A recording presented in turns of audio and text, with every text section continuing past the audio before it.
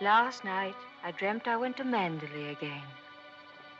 It seemed to me I stood by the iron gate leading to the drive, and for a while I could not enter, for the way was barred to me. Then, like all dreamers, I was possessed of a sudden with supernatural powers and passed like a spirit through the barrier before me. The drive wound away in front of me, twisting and turning as it had always done. But as I advanced, I was aware that a change had come upon it. Nature had come into her own again, and little by little had encroached upon the drive with long, tenacious fingers. On and on wound the poor thread that had once been our drive. And finally, there was Manderley. Manderley, secretive and silent. Time could not mar the perfect symmetry of those walls. Moonlight can play odd tricks upon the fancy, and suddenly it seemed to me that light came from the windows. And then a cloud came upon the moon and hovered an instant like a dark hand before a face. The illusion went with it. I looked upon a desolate shell with no whisper of the past about its staring walls. We can never go back to Manderley again. That much is certain. But sometimes, in my dreams, I do go back to the strange days of my life, which began for me in the south of France.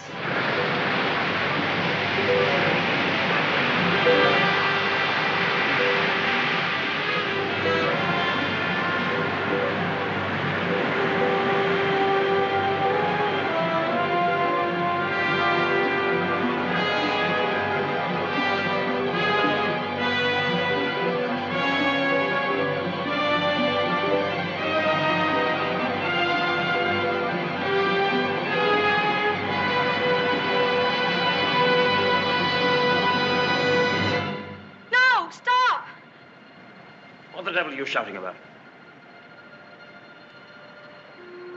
Who are you? What are you staring at? I'm sorry, I didn't mean to stare, but I only thought... Oh, you did it. Well, what are you doing here?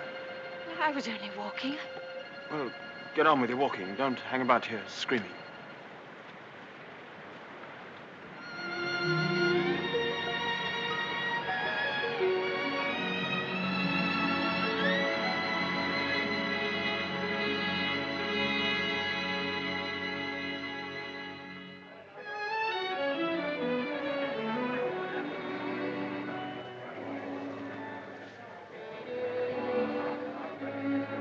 I'll never come to Monte Carlo out of season again.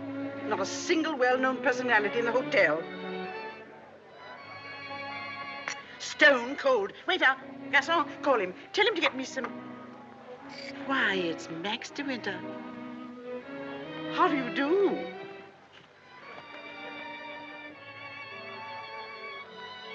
How do you do? I'm Edith Van Hopper. It's so nice to run into you here, just when I was beginning to despair of finding any old friends here in Monte. But do sit down and have some coffee. Mr. De Winter's having some coffee with me. Go and ask the stupid waiter for another cup. I'm afraid I must contradict you. You shall both have coffee with me. Garçon, give me some coffee, please. Cigarette? No, thank you. You know, I recognized you just as soon as you came in, though I haven't seen you since that night at the casino at Palm Beach. Perhaps you don't remember an old woman like me. Are you playing the tables much here at Monte? No, I'm afraid that sort of thing ceased to amuse me years ago. I can well understand that. As for me, if I had a home like Manderley, I should certainly never come to Monte. I hear it's one of the biggest places in that part of the country, and you just can't beat it for beauty. What do you think of Monte Carlo? Or don't you think of it at all? Oh, well, I think it's rather artificial. She's spoiled, Mr. DeWitt. That's her trouble. Most girls will give their eyes for a chance to see Monte. Wouldn't that rather defeat the purpose? Now that we've found each other again, I hope I shall see something of you. You must come and have a drink in my suite. I hope they've given you a good room. The place is empty, so if you're uncomfortable, mind you make a fuss. Your valet is unpacked for you, I suppose. I'm afraid I don't possess one. Perhaps you would like to do it for me. Well, I hardly think... perhaps you could make yourself useful to Mr. DeWitt if he wants anything done. You're a capable child in many ways. That's a charming suggestion, but I'm afraid I cling to the old motto. He travels fastest who travels alone. Perhaps you've not heard of it. Good night. What do you make of that? Do you suppose that sudden departure was intended to be funny? Come, don't sit there gawking. Let's go upstairs. Have you got the key? Yes, Mrs. Van Hopper. I remember when I was younger, there was a well-known writer who used to dart down the back way whenever he saw me coming. I suppose he was in love with me and wasn't quite sure of himself.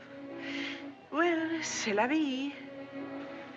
By the way, my dear, don't think that I mean to be unkind, but you were just a teeny-weeny bit forward with Mr. De Winter.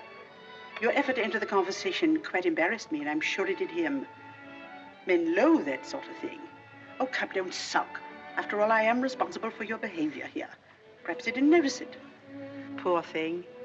I suppose he just can't get over his wife's death. They say he simply adored her.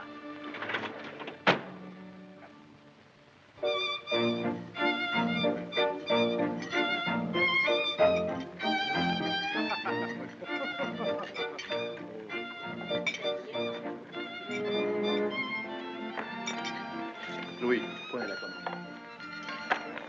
Oh, how awkward of me. What a stupid thing to do. Oh, I'm so sorry. Please don't bother. It doesn't really matter. Oh, leave that, leave that. Go and lay another place at my table. Mademoiselle will have lunch with me. Oh, but I couldn't possibly. Why not? Oh, well, please don't be polite. It's very kind of you, but I'll be all right if they just change the cloth. I wasn't being polite. I should have asked you to have lunch with me, even if we hadn't upset the vase so clumsily. Come along. We needn't talk to each other if we don't feel like it. Well, thank you very much.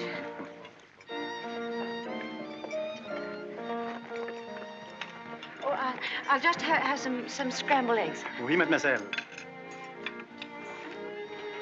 What's happened to your friend? Oh, she's ill in bed with a cold.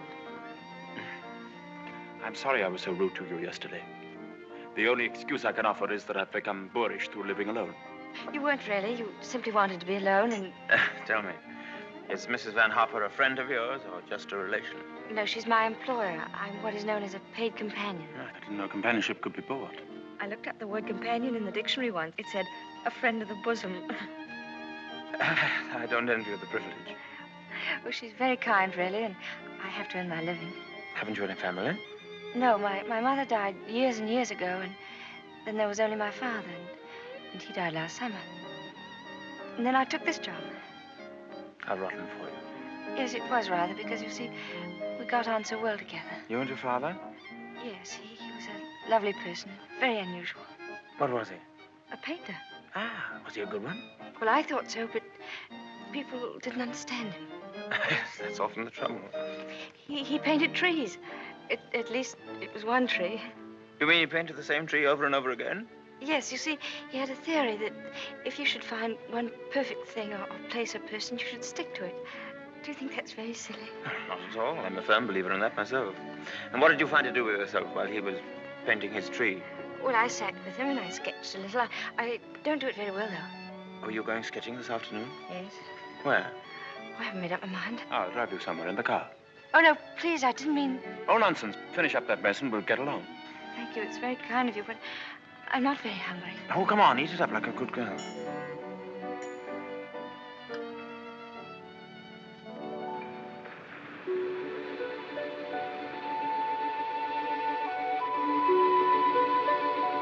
You've taken long enough for that sketch. I shall expect a really fine work of art. Oh, no, don't look at it. It's not nearly good enough. Well, it can't be as bad as all that. Now, don't rub it all out. Let me see it first. Well, it's the perspective. I never can get it Let right. me see. Oh, dear. Tell me, is it the perspective that gives my nose that curious twist in the middle?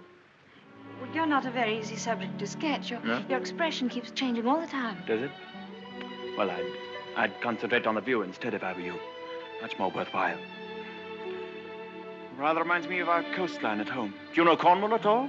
Yes, I went there once with my father on holiday. I was in a shop once, and I saw a postcard with a beautiful house on it right by the sea.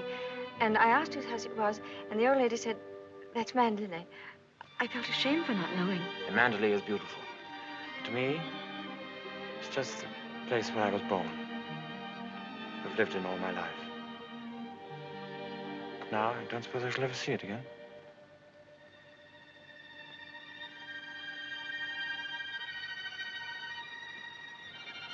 We're lucky not to be home during the bad weather, aren't we? I can't ever remember enjoying swimming in England till June, can you? The water's so warm here that I could stay in all day. There's a dangerous undertow, and there's a man drowned here last year. I never have any fear of drowning, have you?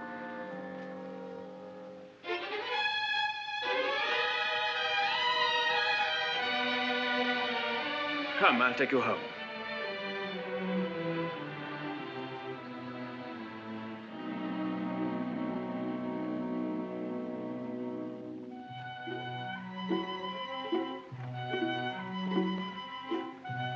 Oh, yes. I know Mr. De Winter well. I knew his wife, too. Before she married, she was the beautiful Rebecca Hildreth, you know. She was drowned, poor dear, while she was sailing near Manderley. He never talks about it, of course, but he's a broken man. I suppose I'd better have him. Wretched stuff. Give me a chocolate, quick. Oh, there you are. It's about time. Hurry up. I want to play some rummy.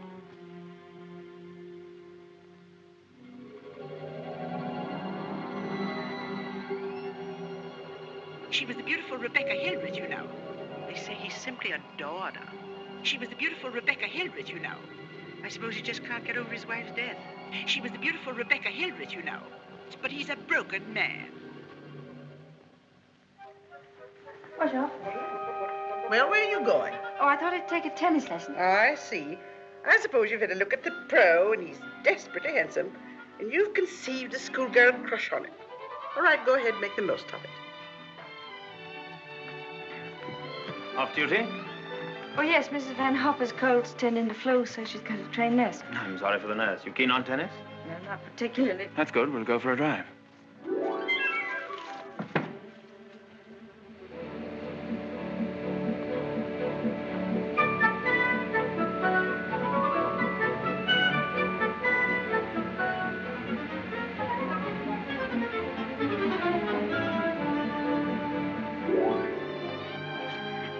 Good afternoon, Mrs. Van Hoff. How are you feeling? You got on rather well with him, didn't you? That pro must have been teaching you other things than tennis. Hurry up, I want you to make some calls. Wonder if Mr. De Winter is still in the hotel.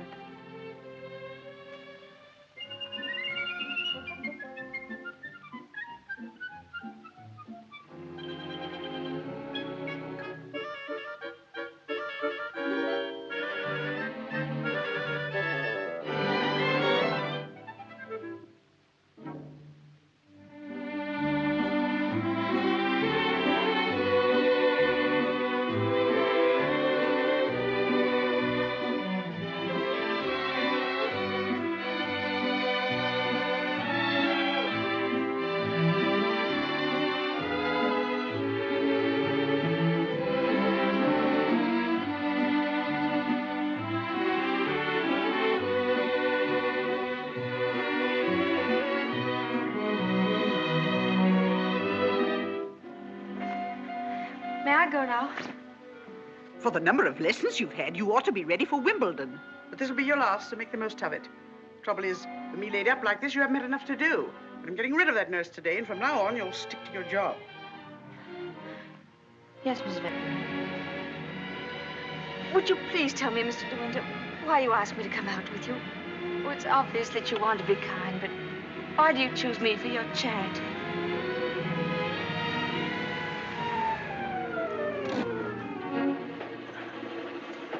I asked you to come out with me because I wanted your company. You've blotted out the past for me more than all the bright lights of Monte Carlo. But if you think I just asked you out of kindness or charity, you can leave the car now and find your own way home.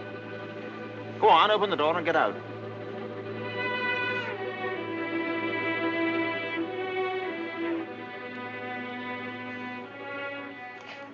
Better blow your nose. Please don't call me Mr. de Winter. I've a very impressive array of first names. George, Fortescue, Maximilian. But you needn't bother with them all at once. My family call me Maxim. And another thing. Please promise me never to wear black satin or pearls. Or to be 36 years old. Yes, Maxim.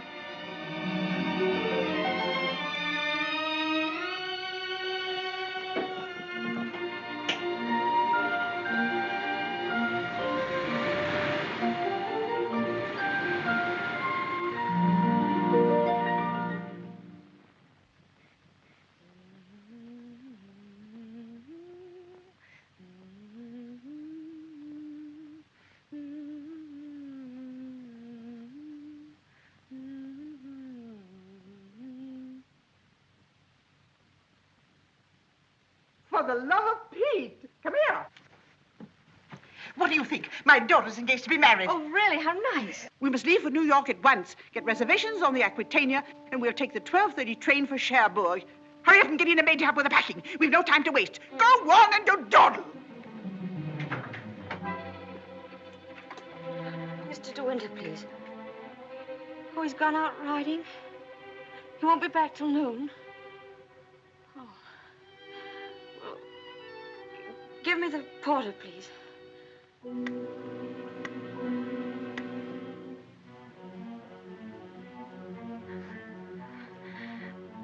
I'll go and see if there's anything left in my room.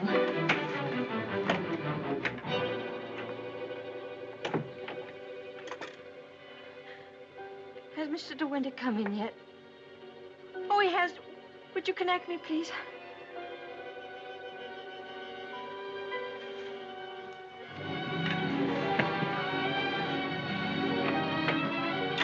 Oh, I was looking for my book. I suppose I've packed it. Well, come on. The car's waiting at the door.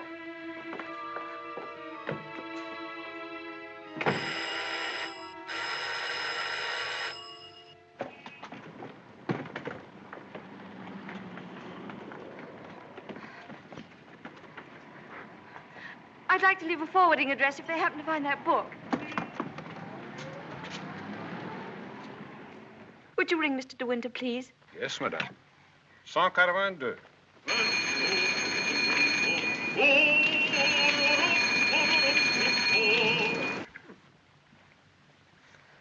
There isn't any answer. Thank you. Tell her to hurry up. Yes, madame. I was looking for Mr. de Winter. Mr. de Winter just ordered breakfast in his room, mademoiselle. Come in.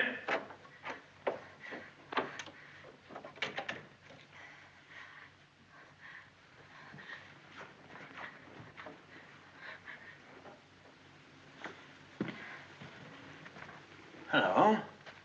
What are you doing here? Anything the matter? I've come to say goodbye. We're going away. What on earth are you talking about? It's true. We're going now, and I was afraid I wouldn't see you again.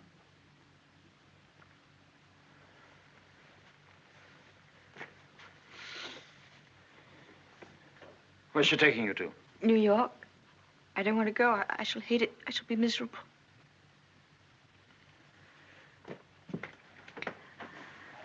I'll dress in here. I shan't be long. Which would you prefer? New York or Manderley? Oh, please don't joke about it. Mrs. Van Hopper's waiting, and I'd better say goodbye now. I repeat what I said. Either you go to America with Mrs. Van Hopper, or you come home to Manderley with me. You mean you want a secretary or something? I'm asking you to marry me, you little fool.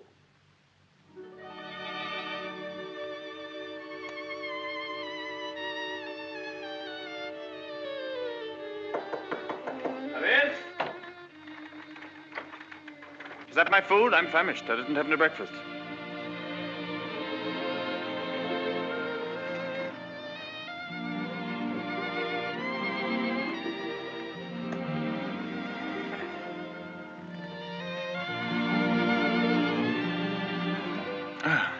My suggestion didn't seem to go at all well.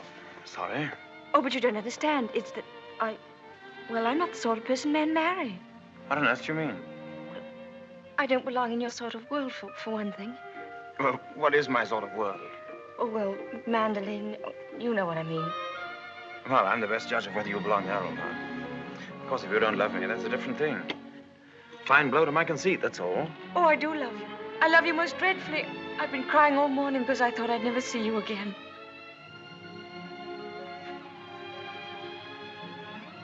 Bless you for that.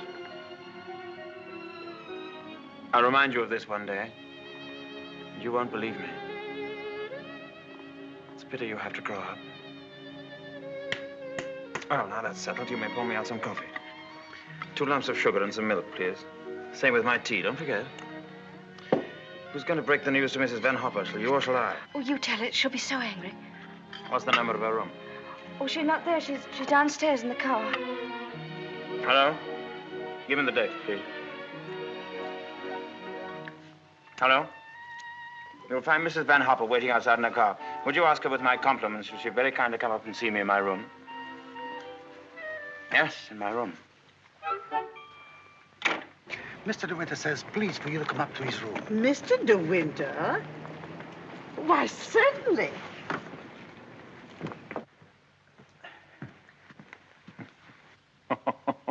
This isn't at all your idea of a proposal, is it? It should be in a conservatory. You in a white frock with a red rose in your hand, and a violin playing in the distance, and I should be making violent love to you behind a palm tree. Poor darling. Never mind. Oh, I don't mind. Don't worry, don't worry. You won't have to say a word. I'm so glad you called me, Mr. De Winter. I was making a hasty departure. It was so rude of me not to let you know. But a cable came this morning announcing that my daughter is engaged to be married. That's rather a coincidence, Mrs. Van Hopper. I asked you up here in order to tell you of my engagement. You don't mean it? Oh, how perfectly wonderful. How romantic. Who is the lucky lady? I apologize for depriving you of your companion in this abrupt way. I do hope it won't inconvenience you too greatly. When did all this happen? Just now, Mrs. Van Hopper.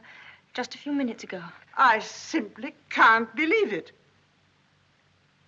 And I suppose I ought to scold you for not having breathed a word of all of this to me. What am I thinking of? I shall give you both my congratulations and my blessings. I'm very happy for you both. When and where is the wedding to be? Here, as soon as possible. A whirlwind romance. Splendid. I could easily postpone my sailing for a week. This poor child has no mother, so I shall take responsibility for all the arrangements. Trousseau, reception, and everything, and I'll give the bride away. My luggage. Go down and tell the porter to take everything out of the car. Just a minute. We're most grateful, Mrs. Van Hopper, but I think we'd both prefer to have it all as quiet as possible. And I couldn't possibly allow you to change your sailing plans. Oh, but... No. Dear, I'll go down and see that your luggage is brought back. Thank you, Maxim. So this is what's been happening during my illness. Tennis lessons, my foot. I suppose I have to hand it to you for a fast worker. How did you manage it? Still waters certainly run deep. Tell me, have you been doing anything you shouldn't? I don't know what you mean. Oh, well, never mind. I always did say that Englishmen have strange tastes. But you certainly have your work cut out as mistress of Manderley. To be perfectly frank with you, my dear, I can't see you doing it. You haven't the experience. You haven't the faintest idea of what it means to be a great lady. Of course, you know why he's marrying you, don't you? You haven't flattered yourself that he's in love with you. Fact is, that empty house got on his nerves to such an extent, he nearly went off his head. He just couldn't go on living alone. You better leave, Mrs. Van Hopper. You'll miss your train.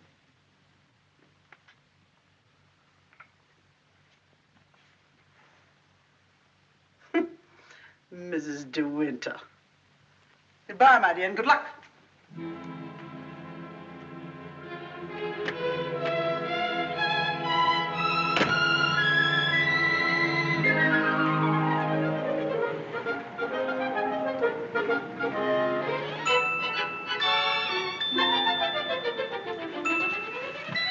Merci.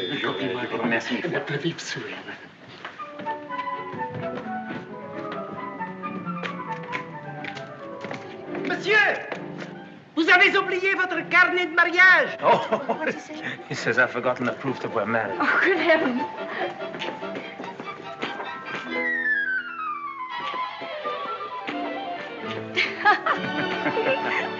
Ah, somebody else had the same idea.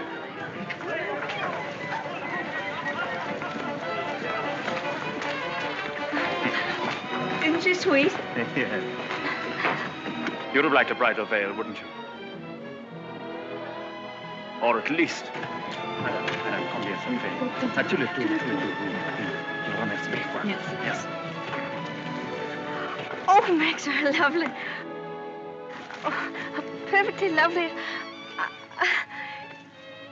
Oh, perfectly lovely.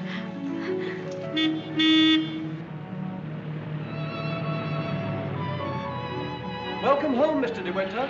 Thank you, Smith.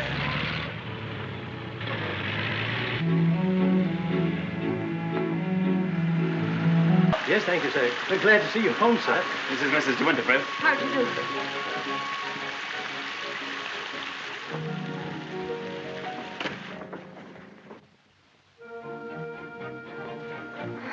I didn't expect the whole staff to be in attendance. Mr. Danvers' orders, sir.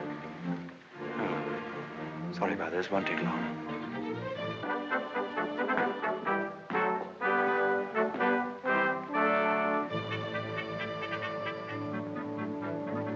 This is Mrs. Danvers. How do you do? How do you do? I have everything in readiness for you. That's very good of you. I didn't expect anything.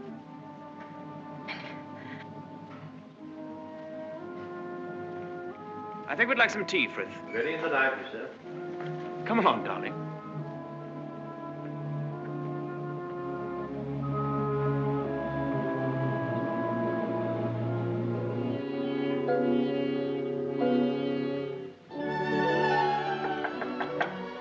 Oh, Maxim, come in.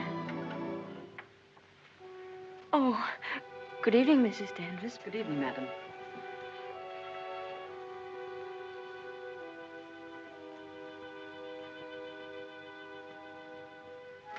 I hope Alice was satisfactory, madam. Oh, yes, thank you. Perfectly. She's the parlor maid. She'll have to look after you until your own maid arrives. Oh, but I haven't a maid.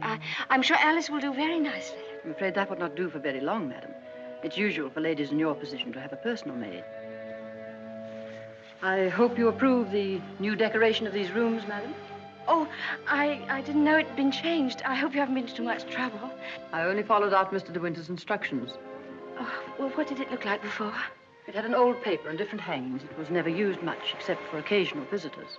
Oh, then it wasn't Mr. De Winter's room originally. No, madam. He's never used the east wing before. Of course, there's no view of the sea from here. The only good view of the sea is from the west wing. The room's very charming, and I'm sure I'll be comfortable. If there's anything you want done, madam, you have only to tell me. I suppose you've been at Manderley for many years, longer than anyone else. Not so long as Frith. He was here when the old gentleman was living, when Mr. De Winter was a boy. Oh, I see, and you didn't come till after that. I came here when the first Mrs. De Winter was a bride.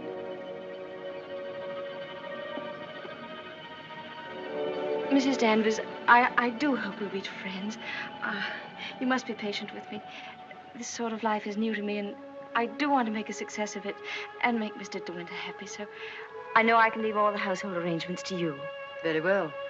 I hope I shall do everything to your satisfaction, madam. I've managed the house since Mrs. De Winter's death, and Mr. De Winter has never complained.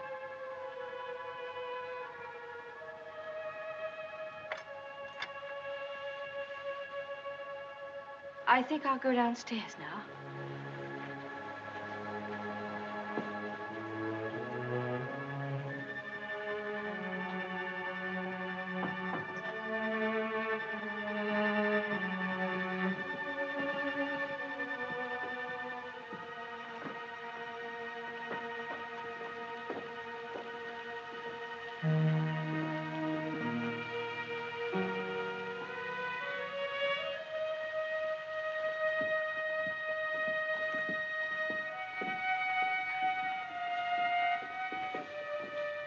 That room in the west wing I was telling you about is there through that door. It's not used now. It's the most beautiful room in the house. The only one that looks down across the lawns to the sea. It was Mrs. de Winter's room.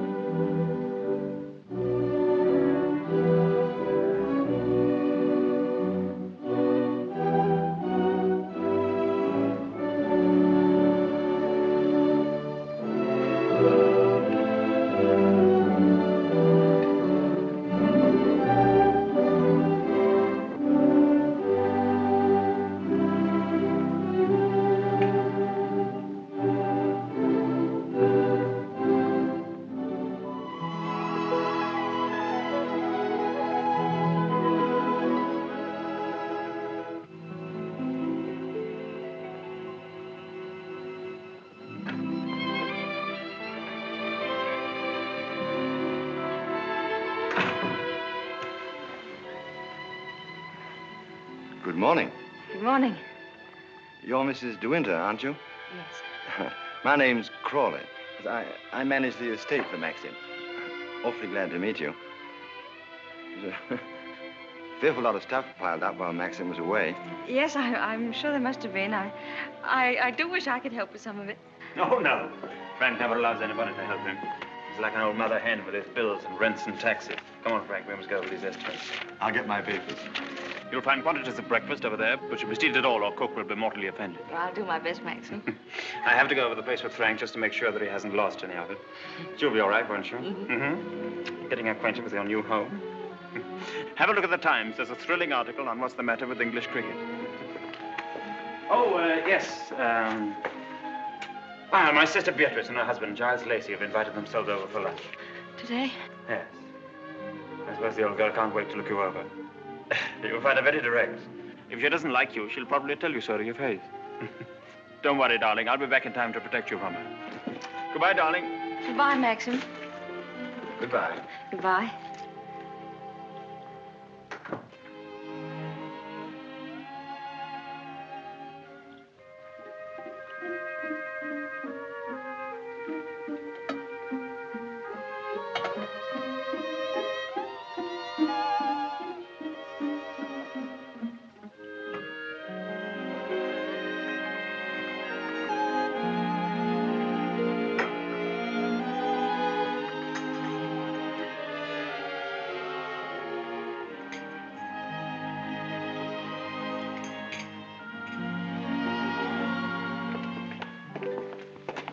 Good morning, madam. Good morning, Frith.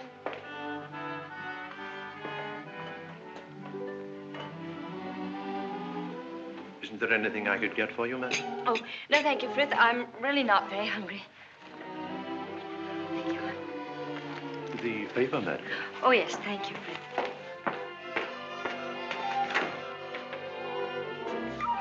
Madam. I slipped.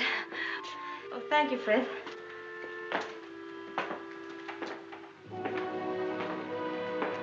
It's big, isn't it? Yes, madam. Manderley is a big place. This was the banquet hall in the old days. It is still used on great occasions, such as a big dinner or a ball. And the public is admitted here, you know, once a week. That's nice.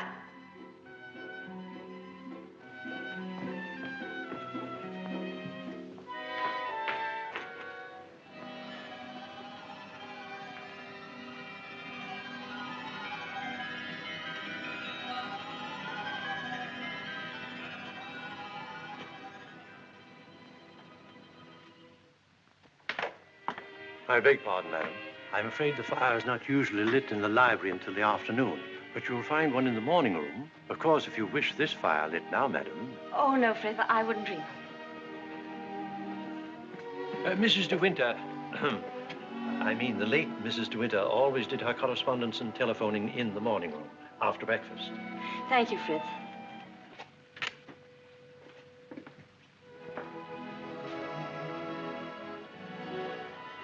Is anything wrong, madam? Oh, no. Which way is the morning room? Oh, it's that door there, on the left. Oh, yes, thank you.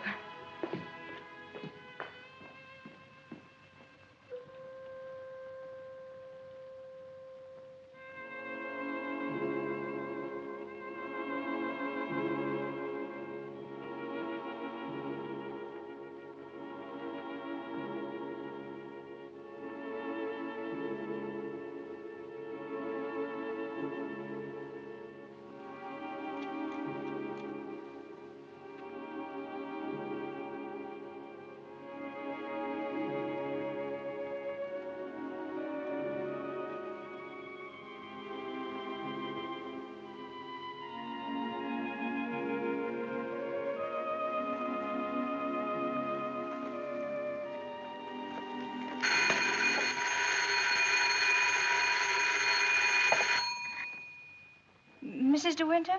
Oh, I'm afraid you've made a mistake. Mrs. De Winter's been dead for over a year. Oh, I mean... Oh, that was the house telephone, madam. Probably the head gardener wishing instructions. Did you want to see me, Mrs. Danvers? Mr. De Winter informed me that his sister, Mrs. Lacey, and Major Lacey are expected for luncheon. I'd like to know if you approve of the menu. Oh, well, I'm sure it's very suitable, very nice indeed. You'll notice, madam, that I've left a blank space for the sauce. Mrs. De Winter was most particular about sauces. Let's have whatever you think that Mrs. De Winter would have ordered. Thank you, madam. When you've finished your letters, Robert will take them to the post. My letters? Oh, yes, of course. Thank you, Mrs. Danvers.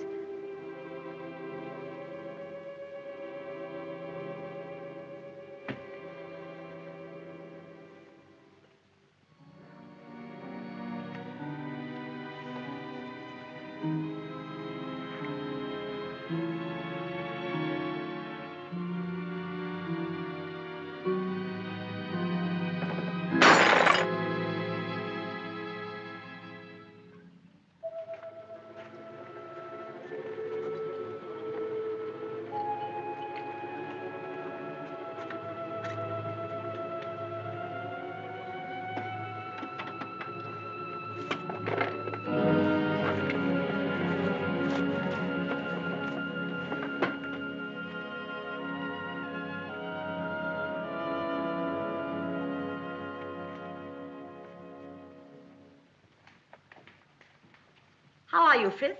Good morning, Mrs. Lacey. Where's Mr. De Winter? I believe he went down to the farm with Mr. Crawley. How tiresome of him not to be here when we arrive, and how typical.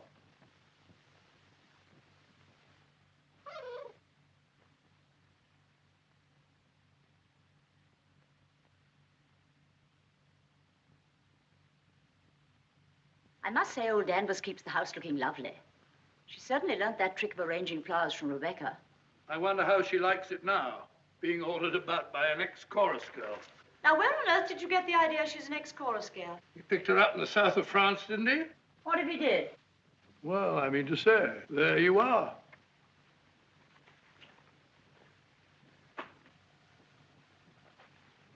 How do you do? I'm Maxim's wife. How do you do? Well, I must say you're quite different from what I expected. Oh, but Cecilia, she's exactly what I told you she'd be. Well, how do you like Manderley? Very beautiful, isn't it? And how do you get along with Mrs. Danvers? Well, I've never met anyone quite like her before. You mean she scares you? She's not exactly an oil painting, is she? Giles, you're very much in the way here. Go somewhere else. Well, I'll try and find Maxim, shall I? Giles? I didn't mean to say anything against Mrs. Danvers. Oh, there's no need for you to be frightened of her. But I shouldn't have any more to do with her than you can help. Shall we sit down? Oh, yes, please. You see, she's bound to be insanely jealous at first. And she must resent you bitterly. Why should she? Don't you know? I should have thought Maxim would have told you. She simply adored Rebecca.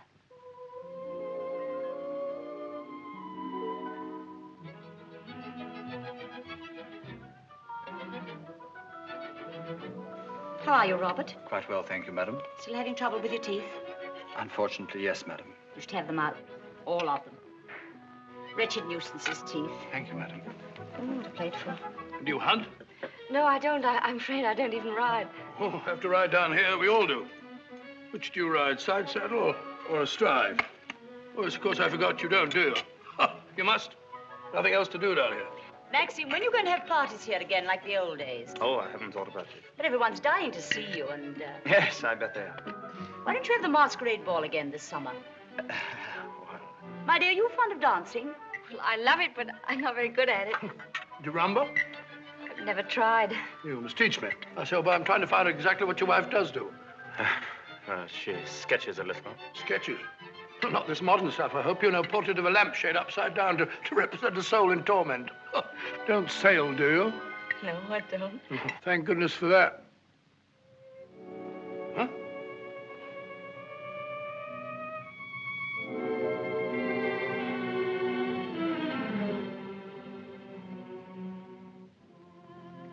You're very much in love with Maxim, aren't you?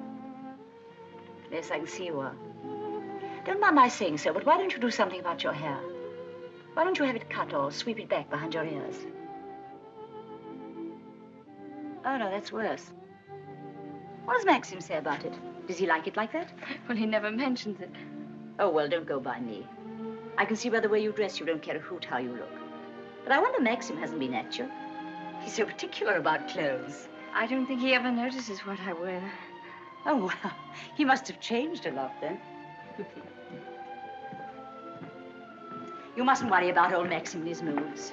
One never knows what goes on in that quiet mind of his. Often he gets into a terrible rage. And when he does... But I don't suppose he'll lose his temper with you. You seem such a placid little thing. Come along, old girl. We've got to go on the first tee at 3 o'clock. All right, I'm coming. Oh, goodbye, Maxim, old boy.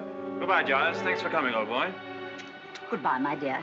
Forgive me for asking you so many rude questions. We both really hope you'll be very happy. Thank you, Beatrice. Thank you very much. And I must congratulate you upon the way Maxim looks. We were very worried about him this time last year. But then, of course, you know the whole story. Goodbye, Beatrice, darling. Goodbye, old boy. Yes, there is.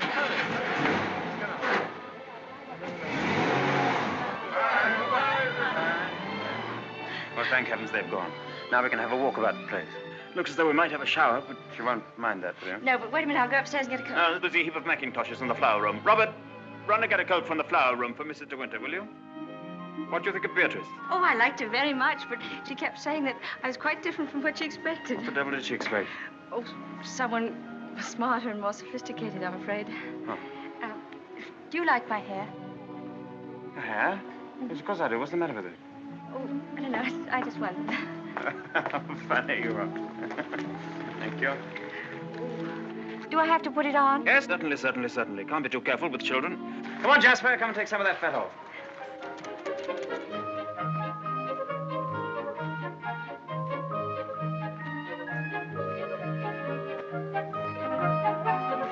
Jasper! Here, not that way. Come here. Where does that lead to? Oh, it leads to a little cove where we used to keep a boat. Oh, let's go down there. Well, no, it's a perfectly dull, uninteresting stretch of sand, just like any other. Oh, please.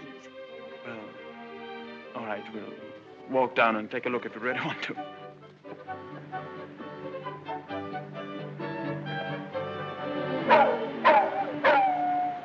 That's Jasper. There must be something wrong.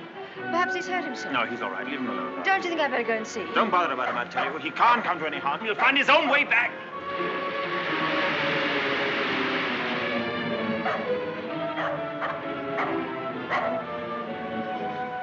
Jasper! Jasper! Oh, there you are.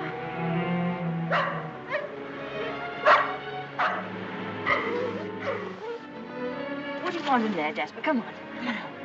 Let's go home. Jasper.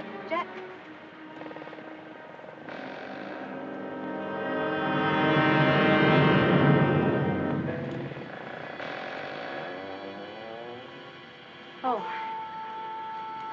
I didn't know that there was anybody. I know that dog. He comes from the house. He ain't yourn. No, he's Mr. De Winter's dog. Have you anything I could tie him with?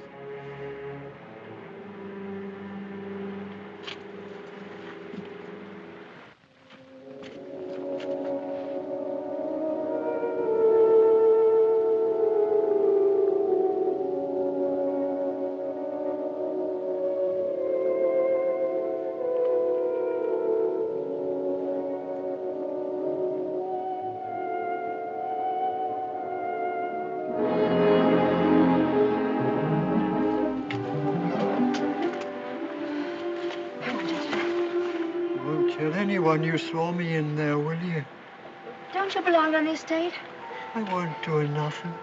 I was just putting my shells away. She's gone in the sea, ain't she? She'll never come back no more. No, she'll never come back. Come on, Jasper.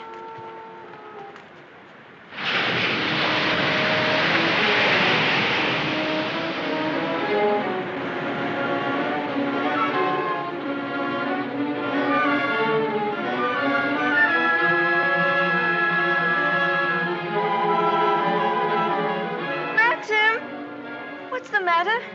Maxim! I'm sorry I was such a time, but I had to find a rope for Jasper. Hurry up, Jasper, for heaven's sake. Please wait for me. Maxim, what is it? You look so angry. You know I didn't want you to go there, but you deliberately went. Why not? There was only a cottage down there and a strange man who was... You didn't go into the cottage, did you? Yes, the door. Well, don't go there again, do you hear? Why not? Because I hate the place, and if you had my memories, you wouldn't go there or talk about it or even think about it. What's the matter? Oh, I'm sorry, please. We should have stayed away. We should never have come back to Manderley. Oh, what a fool I was. I made you unhappy. Somehow I've hurt you. Oh, I can't bear to see you like this. Because I love you so much. Do you? Do you? Ah, I've made you cry. Forgive me. I sometimes seem to fly off the handle for no reason at all. Don't I? Come. We'll go home and have some tea and forget all about it. Yes, let's forget all about it. Here, let me have Jasper.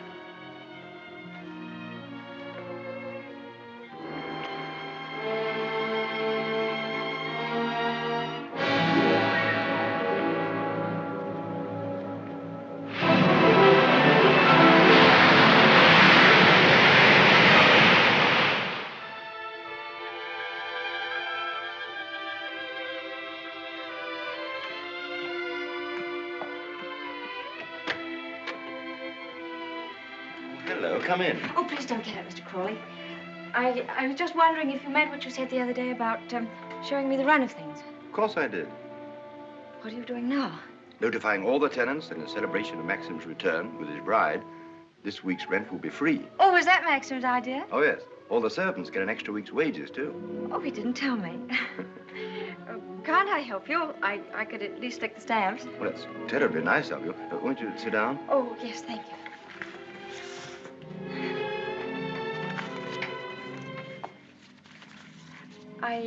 I was down at the cottage on the beach the other day.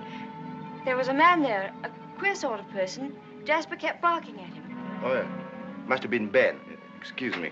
He's quite harmless. We give him odd jobs now and then. That cottage place seemed to be going to rack and ruin.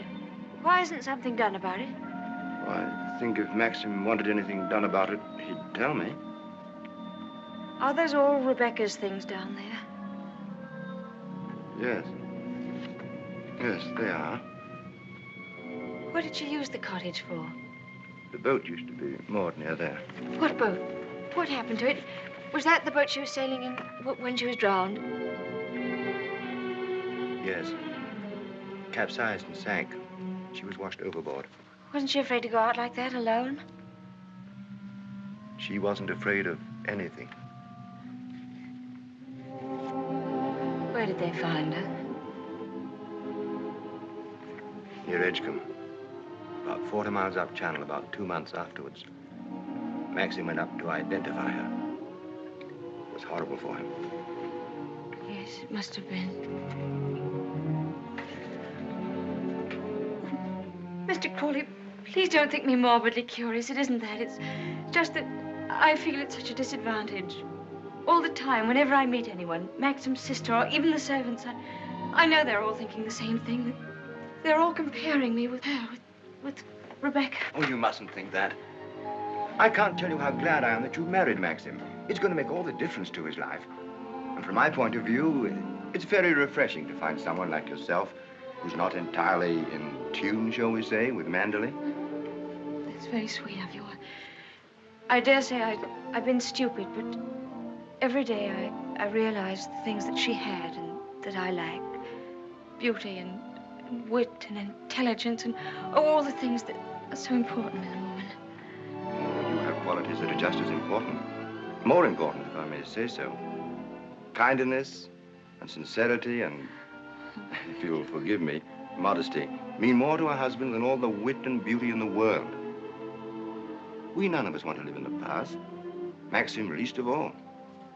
It's up to you, you know, to lead us away from it.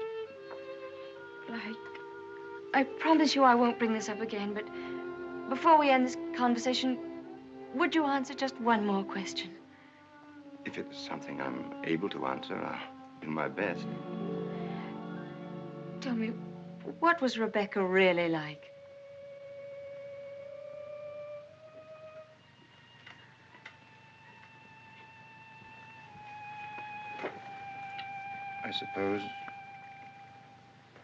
I suppose she was the most beautiful creature I ever saw.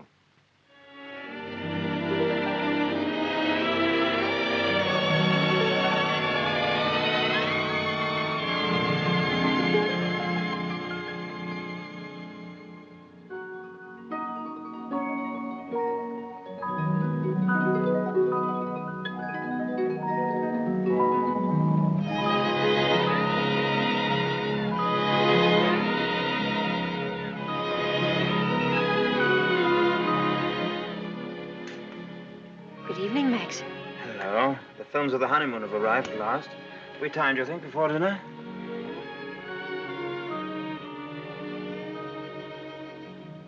What on earth have you done to yourself? Oh, nothing. I just ordered a new dress from London. I hope you don't mind.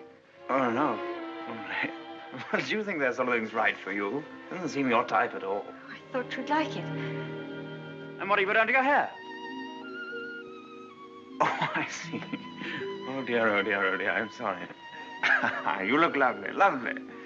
It's very nice for a change. Shall we see these pictures? Yes, I'd love to see them.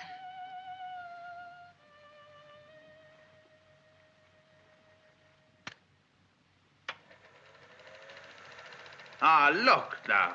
Oh, look at that. Wasn't it wonderful, darling? Can't we go back there someday? Yes, of course, of course. Ah, look at you. Won't our grandchildren be delighted when they see how lovely you were? Oh, look at you. Yes. Oh, I see. Oh, I like that. Look at that. That's very nice. Oh, remember that. Yes. Oh, I wish our honeymoon could have lasted forever, Maxim. Oh, dash it, look. Oh, hang it. Threaded it up wrong, as usual, or something. Yes, Frith, what is it? Excuse me, sir. May I have a word with you? Yes. Come in. It's about Robert, sir. There's been a slight unpleasantness between him and Mrs. Danvers. Oh, dear. Robert is very upset. Oh, this is trouble. What is it?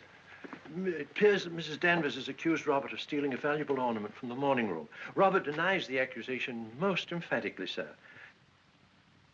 What was the thing, anyway? China Cupid, sir. Oh, dear, that's one of our treasures, isn't it? Well, tell Mrs. Danvers to get to the bottom of it somehow and tell her I'm sure it wasn't Robert. Very good, sir.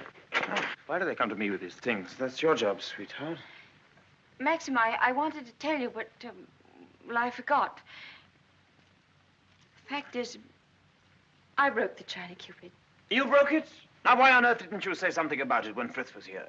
I don't know. I didn't like to. I was afraid he'd think me a fool. Well, you think you're much more of a fool now. You'll have to explain to him and Mrs. Danvers. Oh, no, Maxim. You do it. I'll go upstairs. Don't be such a little idiot, darling. Anybody would think you were afraid of them.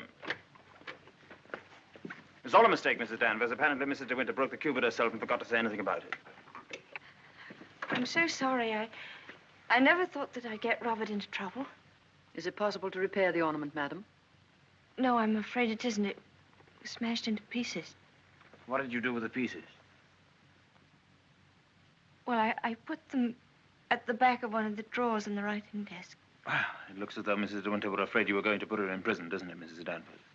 Well, never mind. Do what you can to find the pieces, see if they can be mended, and above all, tell Robert to dry his tears. I shall apologize to Robert, of course. Perhaps if such a thing happens again, Mrs. de Winter will tell me personally. Yes, all right. Thank you, Mrs. Danvers.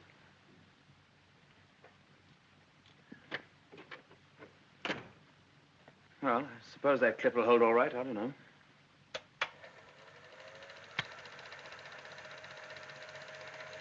I'm awfully sorry, darling. It was very careless of me. Mrs. Danvers must be furious with me. Oh, hang Mrs. Danvers. Why on earth should you be frightened of her? You behave more like a upstairs maid or something. Not like the mistress of the house at all. Yes, I know I do. But I feel so uncomfortable. I try my best every day, but it's very difficult with people looking me up and down as if I were a prize cow. Well, what does it matter if they do? You must remember that life at Manderley is the only thing that interests anybody down here. What a slap in the eye I must have been to them then. I suppose that's why you married me. Because you knew I was dull and gauche and inexperienced, and there could never be any gossip about me. Gossip? What do you mean? I don't know. I just said it for something to say. Don't look at me like that. Maxim, what's the matter? What have I said?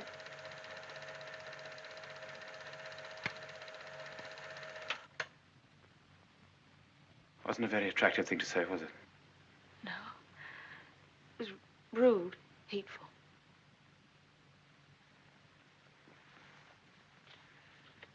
I wonder if I did a very selfish thing in marrying you. How do you mean? I'm not much of a companion to you, am I? You don't get much fun, do you? You ought to have married a boy. Someone of your own age. Maxim, why do you say this? Of course we're companions. Are we? I don't know. I'm very difficult to live with. No, you're not difficult. You're easy, very easy. Our marriage is a success, isn't it? A great success. We're happy, aren't we? Terribly happy.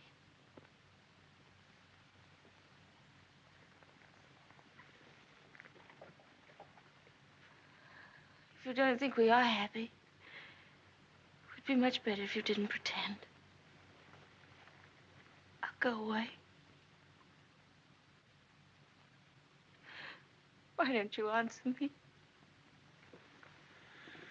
How can I answer you when I don't know the answer myself?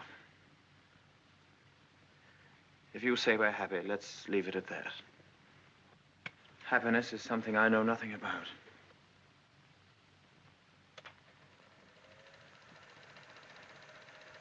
Oh, look. There's the one when I left the camera running on the tripod, remember?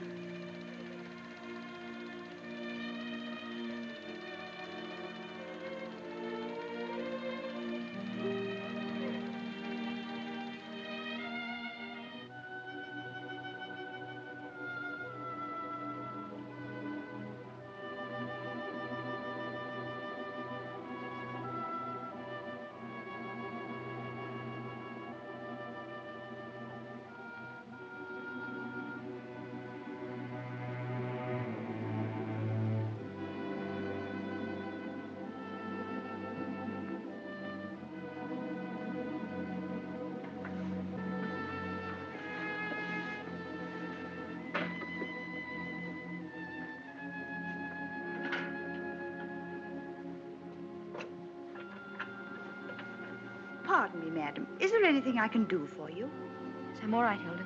Thank you very much. I'll bring the sandwiches immediately, madam.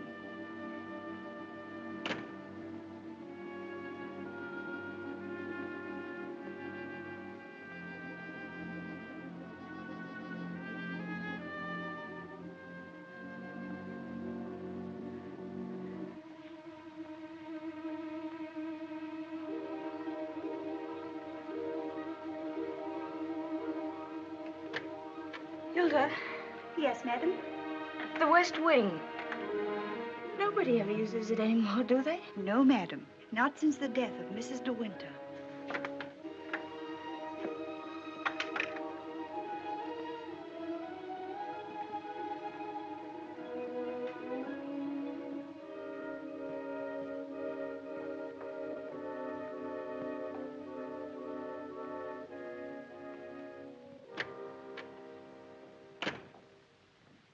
Come along, Mr. Jack, or someone may see you. Well, Danny, old Harvey, it's been good to see you again. It's been simply breathless to pick up all the news. I really don't think it's wise for you to come here, Mr. Jack. Jasper, come here. Oh, nonsense, nonsense. It's just like coming back home. Quiet, Mr. Jack. Yes, and we must be careful not to shock Cinderella, mustn't we? She's in the morning room. If you lead through the garden door, she won't see you. I must say I feel a little like the poor relation sneaking around through back doors. Well, toodaloo, Danny. Goodbye, Mr. Jack. And please be careful.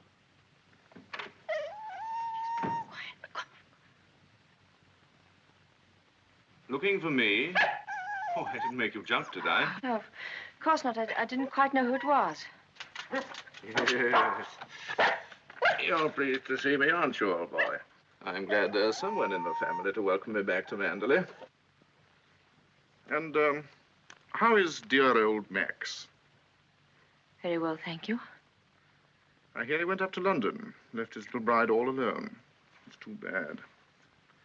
Isn't he rather afraid that somebody might come down and carry you off? Danny, all your precautions were in vain. The mistress of the house is hiding behind the door. Oh, what about presenting me to the bride? This is Mr. Favell, madam. How do you do?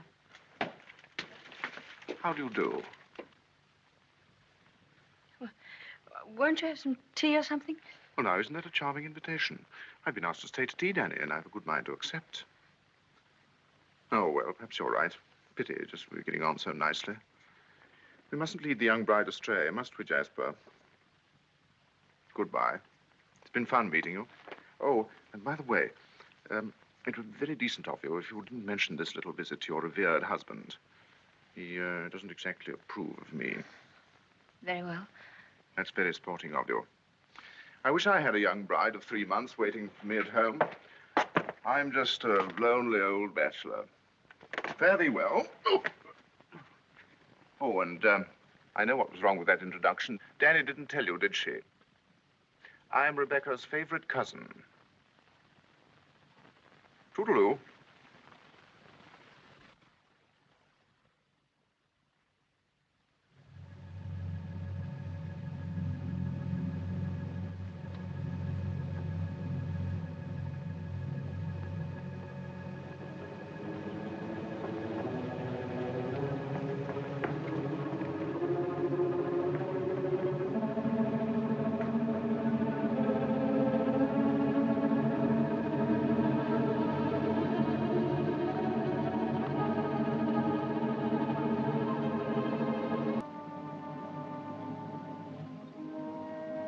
I didn't expect to see you, Mrs. Danvers. I noticed that the window wasn't closed, and I came up to see if I could fasten it.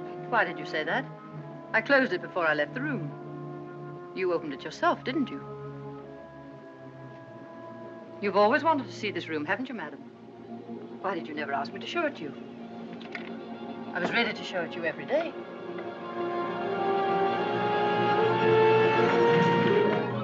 It's a lovely room, isn't it?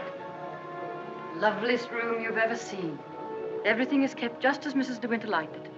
Nothing has been altered since that last night. Come, I'll show you her dressing room. This is where I keep all her clothes. You would like to see them, wouldn't you?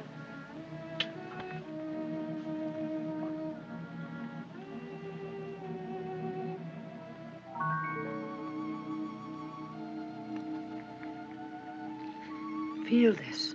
It was a Christmas present from Mr. de Winter. He was always giving her expensive gifts the whole year round. I keep her underwear on this side.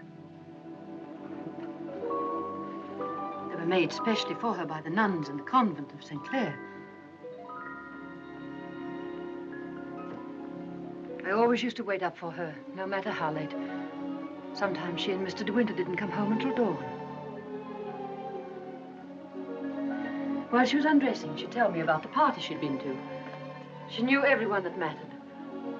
Everyone loved her. When she'd finished her bath, she'd go into the bedroom and go over to the dressing table.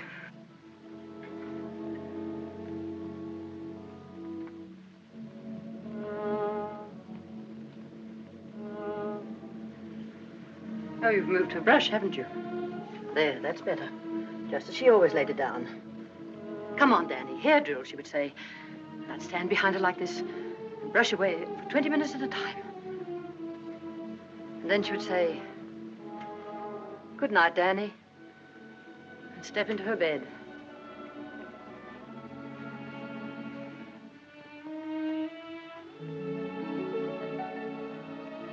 I embroidered this case for her myself, and I keep it here always.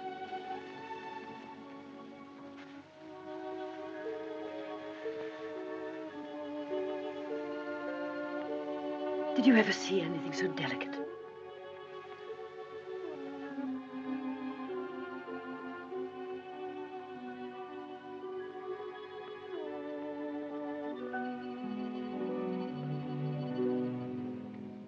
Look. You can see my hand through it.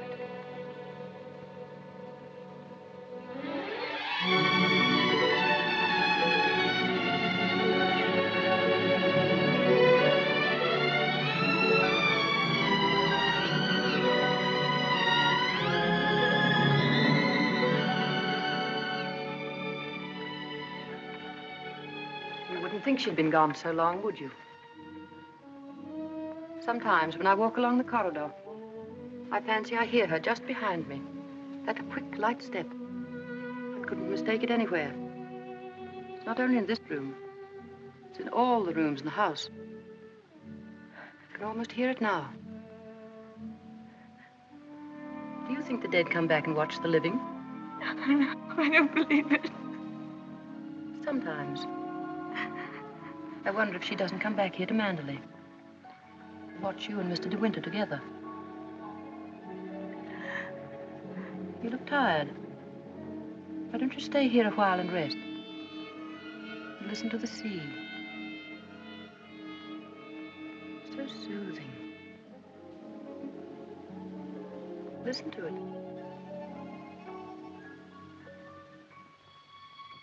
Listen. Listen to the sea.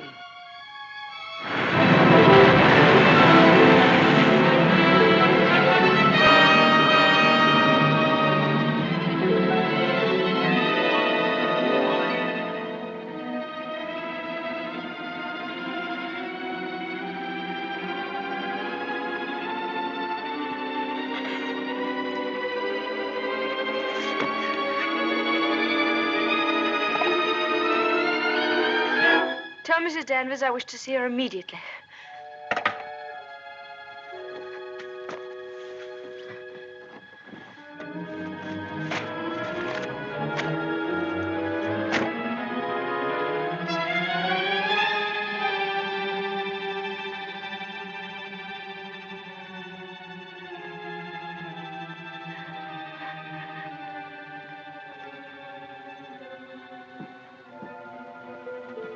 You sent for me, madam?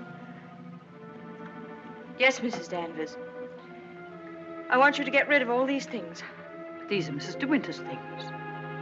I am Mrs. de Winter now. Very well, I'll give the instructions. Just a moment, please. Mrs. Danvers, I intend to say nothing to Mr. de Winter about Mr. Favel's visit. In fact, I prefer to forget everything that happened this afternoon.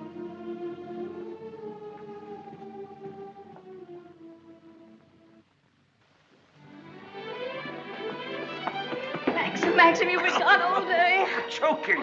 Oh. Well. What have you been doing with yourself? Oh, I've been thinking. Oh, what did you want to do that for? Oh, come in here and I'll tell you. Darling, could we have a costume ball, just as you used to? Now, what put that into your mind? Has Beatrice been at you? No, but I feel that we ought to do something to make people feel that Manderley is just the same as it always was. Oh, please, darling, could we? You don't know what it would mean, you know. You would have to be a hostess to hundreds of people. All the county. And a lot of young people will come up from London and turn the house into a nightclub. Oh, yes, but I want to. Oh, please. I've never been to a large party, but I could learn what to do, and I promise you, you wouldn't be ashamed of me.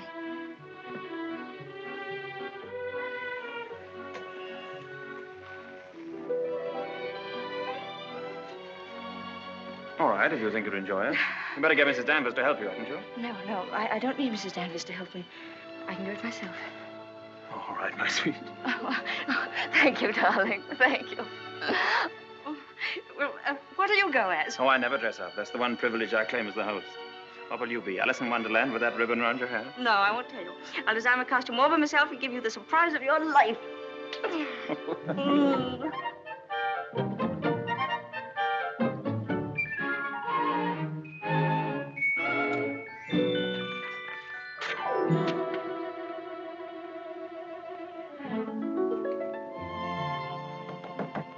Come in.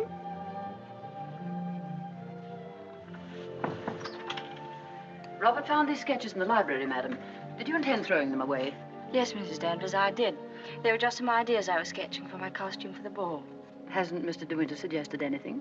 No, I want to surprise him. I don't want him to know anything about it. I merely thought that you might find a costume among the family portraits that would suit you. Oh, you mean those at the top of the stairs? I'll go and look at them.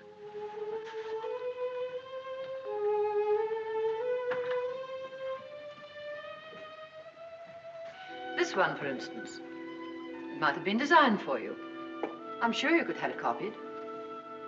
I've heard Mr. De Winter say that this is his favorite of all the paintings. It's Lady Caroline de Winter, one of his ancestors. Oh, well, that's a splendid idea, Mrs. Danvers. I'm very grateful.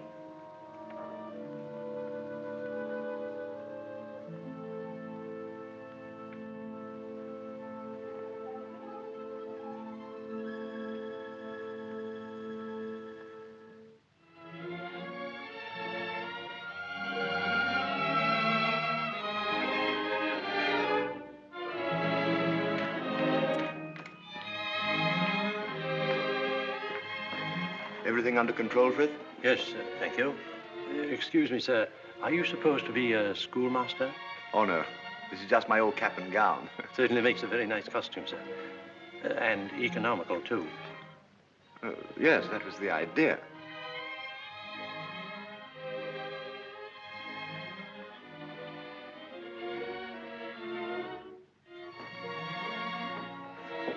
Evening, Robert. Not very good weather for the ball. No, sir. Very misty on the way, and very chilly. Oh, this wig's so tight they ought to have sent an aspirin with it. Hello. Oh. What's the idea, Adam and Eve? Oh, Maxim, don't be disgusting. Strong man, old man. Oh. Where's my weight thing? What thing? You haven't left it in the car, have you? Oh. Oh, there it is. You were the first one down? Yes. Where's the child? Well, she's keeping her costume a terrific secret. Wouldn't even let me into her room. Oh, lovely. I'll go up and give her a hand. I could do with a drink. Won't you catch cold in that thing? Don't be silly. Pure wool, old boy. Pardon me, sir. You forgot this.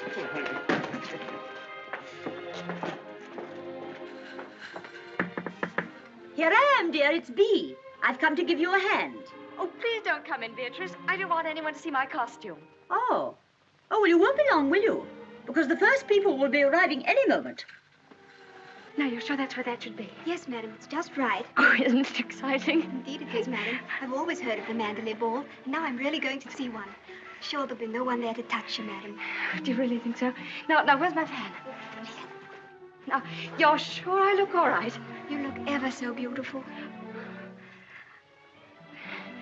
Well, here goes.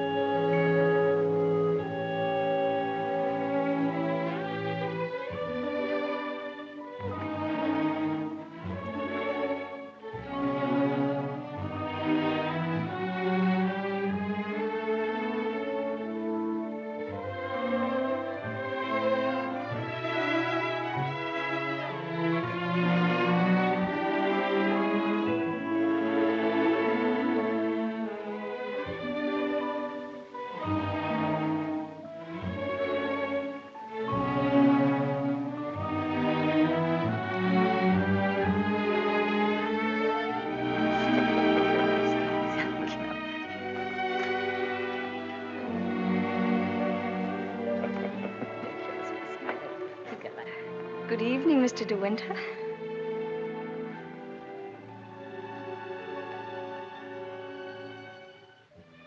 the devil do you think you're doing? But it's the picture, the one in the gallery. What is it? What have I done? Go and take it off. Doesn't matter what you put on, anything will do. What are you standing there for? Didn't you hear what I said? Sir George and Lady Moore. Dudley Tennant, Admiral and Lady Burbank.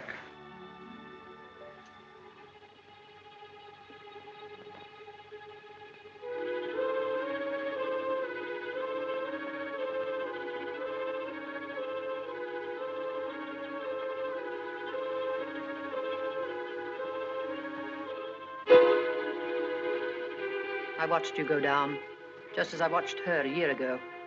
Even in the same dress, you couldn't compare. You knew it. You knew that she wore it, and yet you deliberately suggested I wear it. Why do you hate me? What have I done to you that you should ever hate me so? You tried to take her place. You let him marry you. I've seen his face, his eyes. They're the same as those first weeks after she died. I used to listen to him, walking up and down, all night long, night after night, thinking of her, suffering torture because he'd lost her. I don't want to know. I don't want to know. You thought you could be Mrs. de Winter, live in her house, walk in her steps, take the things that were hers, but she's too strong for you. You can't fight her. No one ever got the better of her. Never, never. She was beaten in the end, but it wasn't a man, it wasn't a woman. It was the sea. Oh, stop it, stop it, oh, stop it.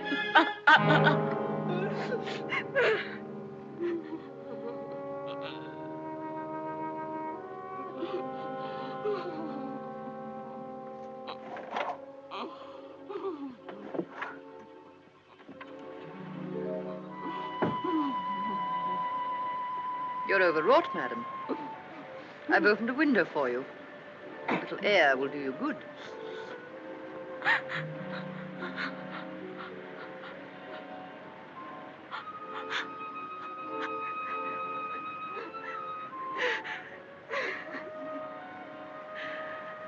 Why don't you go?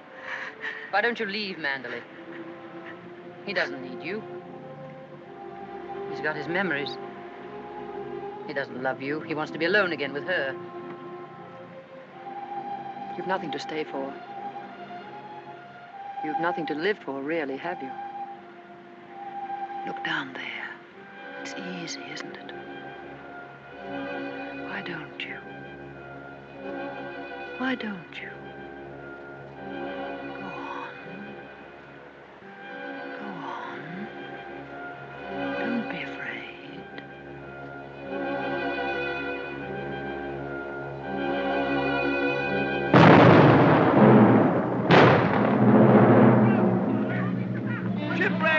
Ship on the rocks! Ship aground, sending up rocket. Shipwreck! Come on, everybody, down to the bay. Notify the Coast Guard. She's aground! Maxim! Maxim! Ship ashore! Come on, everybody! Come on! Maxim! Maxim!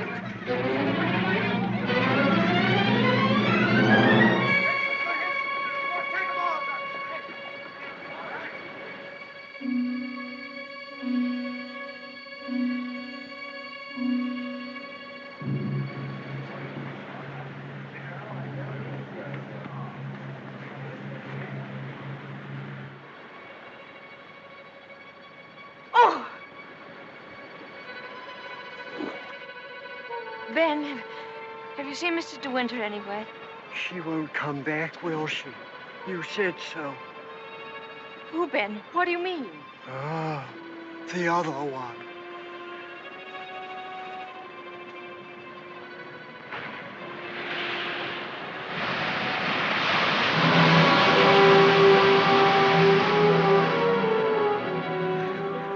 Frank, have you seen Maxim anywhere? Not since about half an hour ago.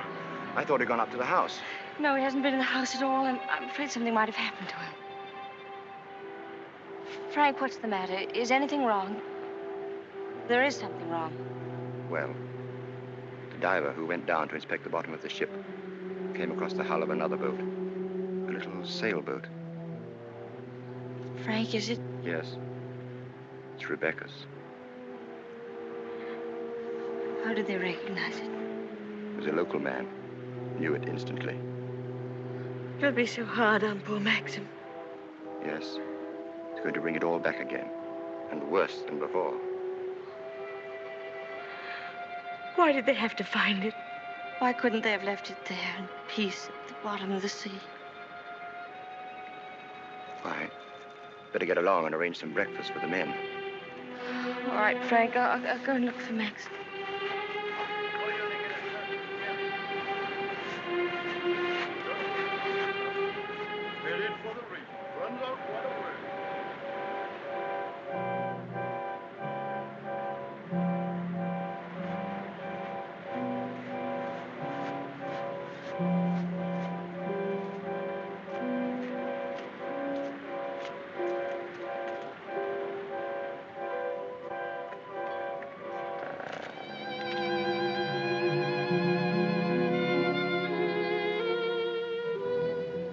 Hello. Maxim! You haven't had any sleep. Have you forgiven me? Forgiven you? What have I got to forgive you for? For last night, my stupidity about the costume. Oh, that. I'd forgotten. I was angry with you, wasn't I? Hmm. Maxim, can't we start all over again? I don't ask that you should love me. I won't ask impossible things. I'll be your friend, your companion. I'll be happy with that.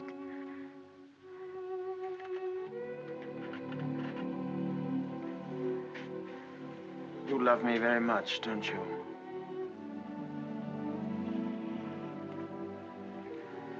But it's too late, my darling. We've lost our little chance of happiness. No, Maxim, no. Yes. It's all over now. The thing's happened.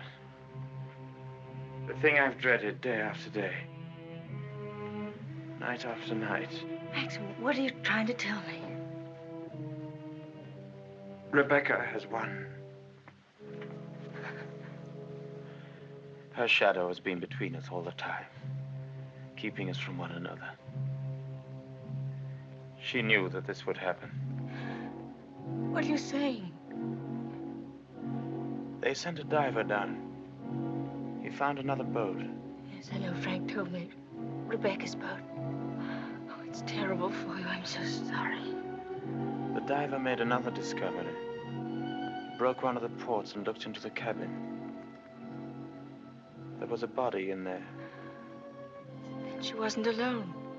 There was someone sailing with her, and you have to find out who it was. That's it, isn't it, Maxim? You don't understand. There was no one with her.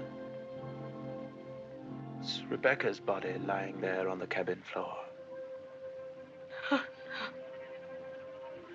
The woman that was washed up at Edgecombe. The woman that is now buried in the family crypt. That was not Rebecca. That was the body of some unknown woman. Unclaimed, belonging nowhere. I identified it, but I knew it wasn't Rebecca. It was all a lie. I knew where Rebecca's body was. Lying on that cabin floor on the bottom of the sea. How did you know, Max? Because I put it there.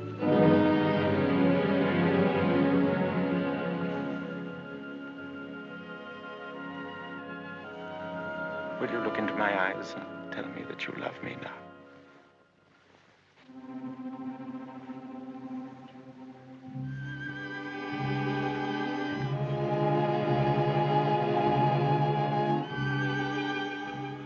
See? I was right. It's too late.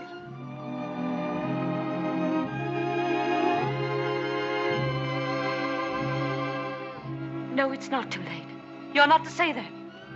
I love you more than anything in the world. Oh, please, Maxim, kiss me, please. No. It's no use. It's too late. Oh, we can't lose each other now. We must be together always. No secrets, no shadows. We may only have a few days. A few hours. Maxim, why didn't you tell me before? Yeah, you did sometimes, but you never seemed close enough. How could we be close when I knew you were always thinking of Rebecca? How could I even ask you to love me when I knew you loved Rebecca still? What are you talking about? What do you mean? Whenever you touched me, I knew you were comparing me with Rebecca. Whenever you looked at me, or spoke to me, or walked with me in the garden, I knew you were thinking, this I did with Rebecca, and this, and this. Oh, it's true, isn't it? You thought I loved Rebecca? You thought that? I hated her.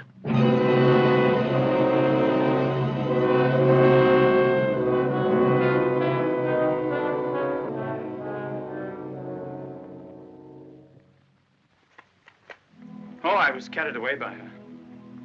Enchanted by her, as everyone was. And when I was married, I was told I was the luckiest man in the world. She was so lovely, so accomplished, so amusing. She's got the three things that really matter in a wife, everyone said.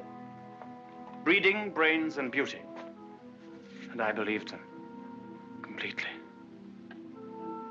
But I never had a moment's happiness with her.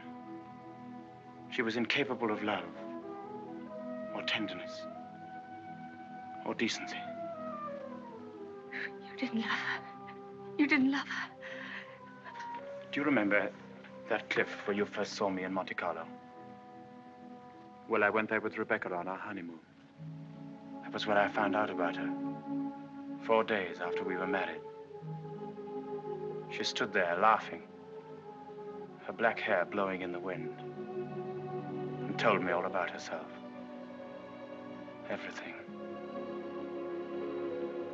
Things I'll never tell a living soul. I wanted to kill her. It would have been so easy. You remember the precipice? I frightened you, didn't I? You thought I was mad. Perhaps I was. Perhaps I am mad. It wouldn't make for sanity, would it? Living with the devil. I'll make a bargain with you, she said. You'd look rather foolish trying to divorce me now after 4 days of marriage.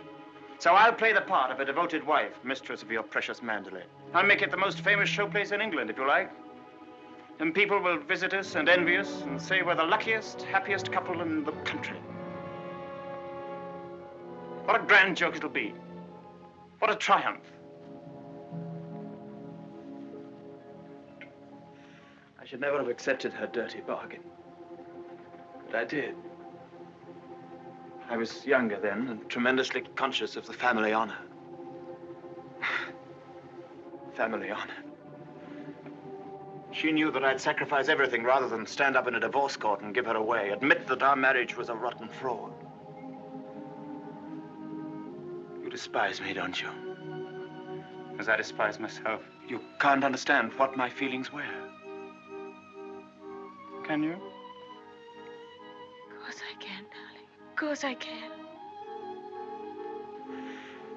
Well, I kept the bargain, and so did she, apparently. Oh, she played the game brilliantly. But after a while, she began to grow careless.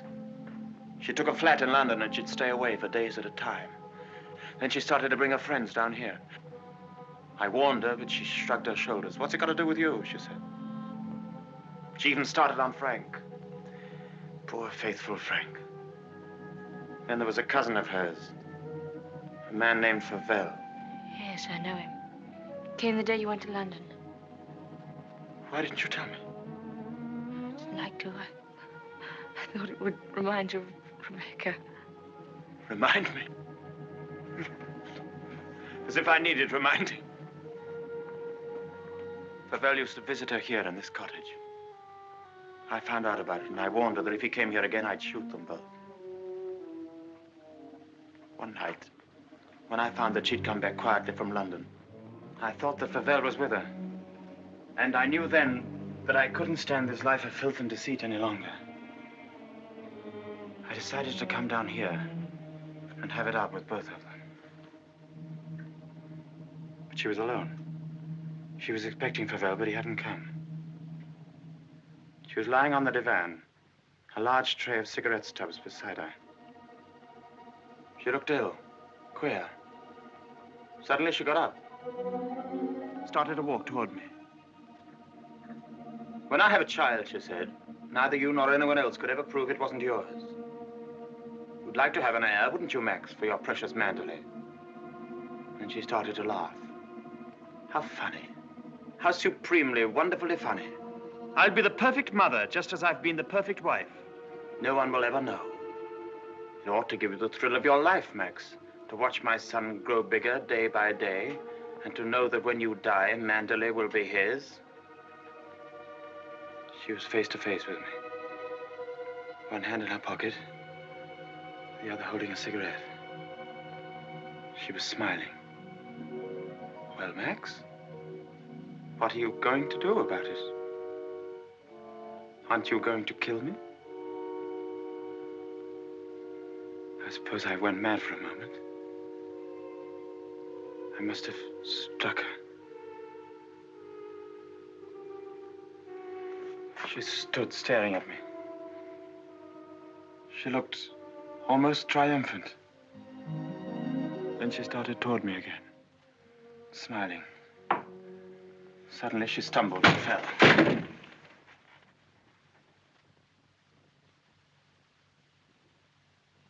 When I looked down, ages afterwards it seemed, she was lying on the floor. She'd struck her head on a heavy piece of ship's tackle. I remember wondering why she was still smiling. And I realized she was dead. But you didn't kill her. It was an accident. Who would believe me? I lost my head. I just knew I had to do something. Anything. I carried her out to the boat. It was very dark. There was no moon. I put her in the cabin. When the boat seemed a safe distance from the shore, I took a spike and drove it again and again through the planking of the hull. I opened up the sea cocks and the water began to come in fast. I climbed over into the dinghy and pulled away.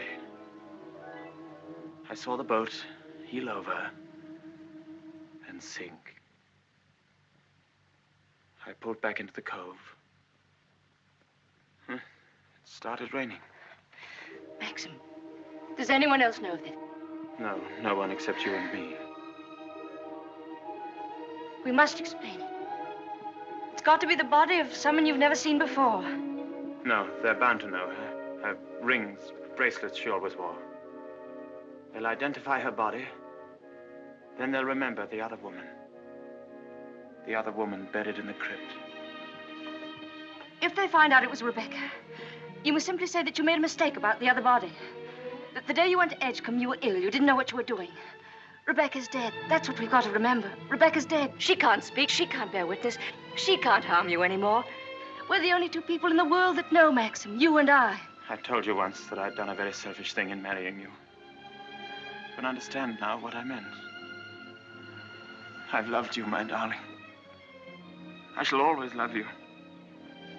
But I've known all along that Rebecca would win in the end. No, no. She hasn't won. No matter what happens now, she hasn't won.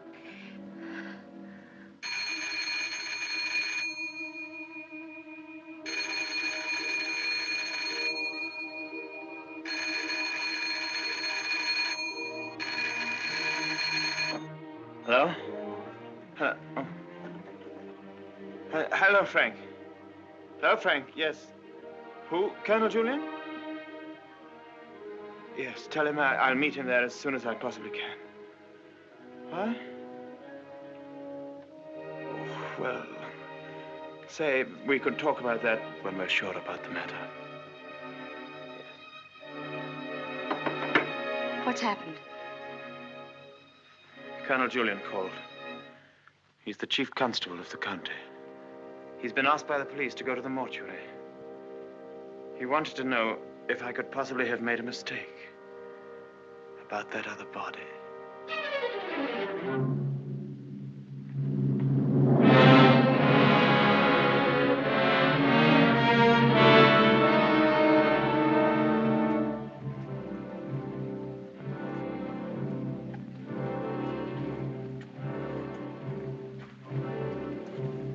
Well, Colonel Julian, apparently I did make a mistake about that other body. The mistake was quite natural under the circumstances. Besides, you went well at the time. That's nonsense. I was perfectly well. Oh, don't let it worry you, Maxim. Nobody can blame you for making a mistake. Pity is you've got to go through the same thing all over again. What do you mean? Well, there'll have to be another inquest, of course. Same formality and red tape. Oh. Wish you could be spared the publicity of it, but I'm afraid that's impossible. Oh, yes, the publicity. I suppose Mrs. de Winter went below for something, and the squall hit the boat with nobody at the helm. I imagine that's about the solution of it, don't you think so, Crawley? Oh, yes. Probably the door jammed and she couldn't get on deck again. Yeah. Tab, boat builder, will undoubtedly come to some such conclusion. Why, what would he know about it? Well, he's examining the boat now. Purely as a matter for routine, you know. I'll be at the inquest tomorrow, Maxim. Quite unofficially, you know. We must get together for a game of golf when it's all over, eh? Bye-bye.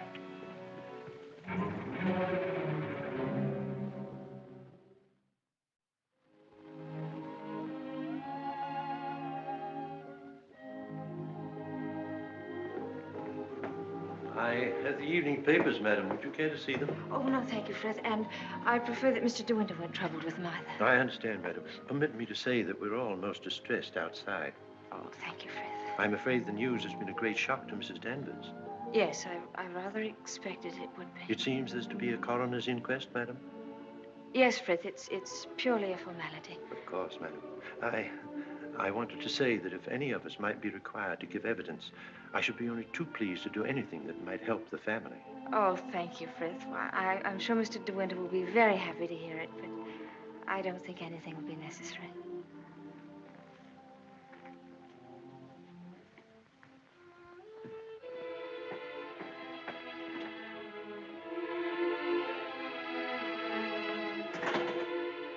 Maxim. Hello, darling. Oh, Maxim, I'm worried about what you'll do at the inquest tomorrow. What do you mean? You won't lose your temper, will you? Promise me that they... You've grown so much older. Maxim.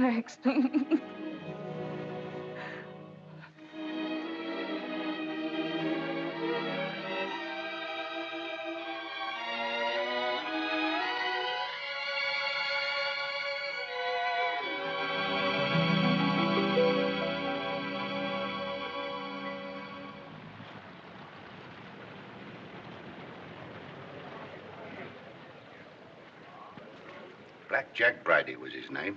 The most important arrest I ever made.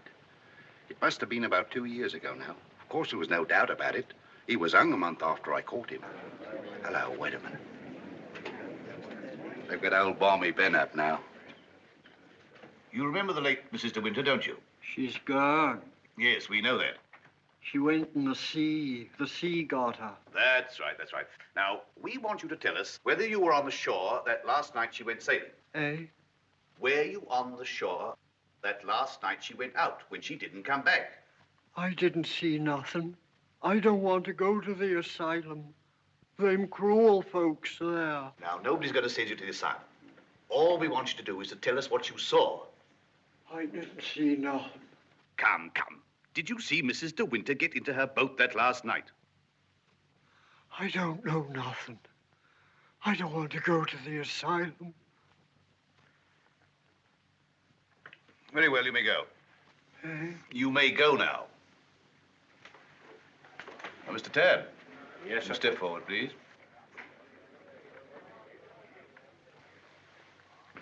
The evidence you give is calling me the truth, whole truth, but the truth. I do. So help me God. The late Mrs. De Winter used to send her boat to your shipyard for reconditioning. That's right, sir. Can you remember any occasion when she had any sort of accident with the boat? No, sir. I often said Mrs. De Winter was a born sailor. Now, when Mrs. De Winter went below, as is supposed, and a sudden gust of wind came down, that would be enough to capsize the boat, wouldn't it? Excuse me, sir, but there's a little more to it than that. What do you mean, Mr. Tabb? I mean, sir, the seacocks. What are the seacocks? Oh, well, the seacocks are the valves to drain out the boat. They're always kept tight closed when you're afloat. Yes? Well, yesterday, when I examined that boat, I found they'd been opened. Well, what could be the reason for that? Just this. That's what flooded the boat and sunk her. Are you implying That boat never capsized at all. I know it's a terrible thing to say, sir, but in my opinion, she was scuttled. And there's them holes. What holes? In her planking. What are you talking about? Of course, that boat's been underwater for over a year. And tide's been knocking her against the ridge. But it seemed to me, them holes looked as if she'd made them from the inside. Then you believe she must have done it deliberately? Couldn't have been no accident. Not with her knowledge of boats. You knew the former Mrs. de Winter very well, I believe. Oh, yes. Would you believe her capable of suicide? No. Frankly, I would not. You never can tell. You may stand down, Mr. Tabb. Mr. de Winter, please.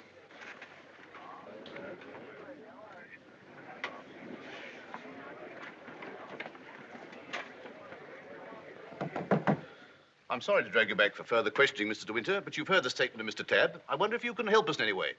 I'm afraid not. Can you think of any reason why there should be holes in the planking of the late Mrs. de Winter's boat? Well, of course I can't think of any reason. Has anyone ever discussed these holes with you before? Well, since the boat has been at the bottom of the ocean, I scarcely think that likely. Mr. de Winter, I want you to believe we all feel very deeply for you in this matter, but you must remember that I don't conduct this inquiry for my own amusement. That's rather obvious, isn't it? I hope that it is. Well, since Mrs. de Winter went sailing alone, are we to believe that she drove those holes herself? Well, you may believe what you like. Can you enlighten us as to why Mrs. de Winter should have wanted to end her own life? I know of no reason whatever. Mr. de Winter, however painful it may be, I have to ask you a very personal question. Were relations between you and the late Mrs. de Winter perfectly happy? Were relations between you and the late Mrs. de Winter perfectly happy? I won't stand this any longer, and you might as well know now. My wife, she's fit. We'll adjourn till after lunch. Mr. de Winter, I presume you'll be available for us then? I told you should have had some breakfast. You're hungry, that's what's the matter with you.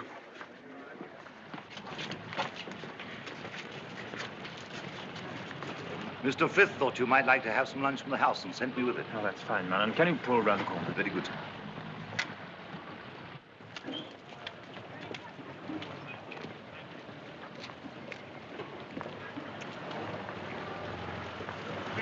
Awfully foolish to have me fainting like that. Nonsense. If you hadn't fainted like that, I'd have really lost my temper. Darling, please be careful.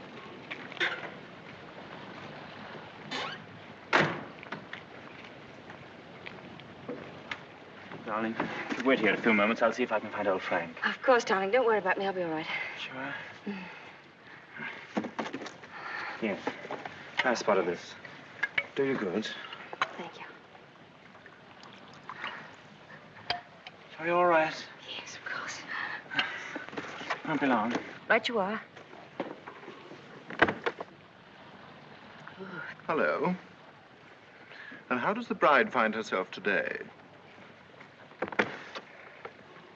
I say, marriage with Max is not exactly a bed of roses, is it? I think you better go before Maxim gets back. Oh, jealous, is he? Well, I can't say I blame him. But you don't think I'm the big bad wolf, do you? I'm not, you know. I'm a perfectly ordinary, harmless bloke. And I think you're behaving splendidly over all this. Perfectly splendidly. You know, you've grown up a bit since I last saw you. It's no wonder. What do you want, fellow? Oh, hello, Max. Things are going pretty well for you, aren't they? Better than you ever expected. I was rather worried about you at first. That's why I came down to the inquest. Well, I'm touched by your solicitude, but if you don't mind, we'd rather like to have our lunch. Lunch? I say, what a jolly idea. Rather like a picnic, isn't it? Oh, I'm so sorry. Do you mind if I put this there? You know, Max, old boy, I really think I ought to talk things over with you. Talk what things over? Well, those holes in the planking, for one thing. Those holes that were drilled from the inside. Oh, Mullen. Yes, sir? Would you like a good fellow have my car filled with petrol? It's almost empty. Very good, sir. And Mullen, close the door, will you? Yes, sir. Does this bother you?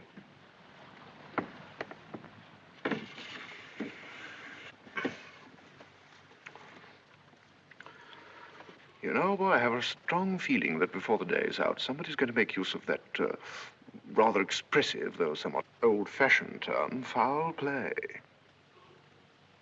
Am I boring you with all this? No?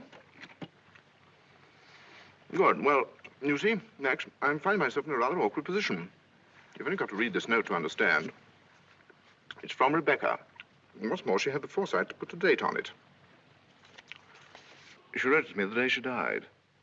Incidentally, I was out on a party on that night, so I didn't get it until the next day. And what makes you think that note would interest me?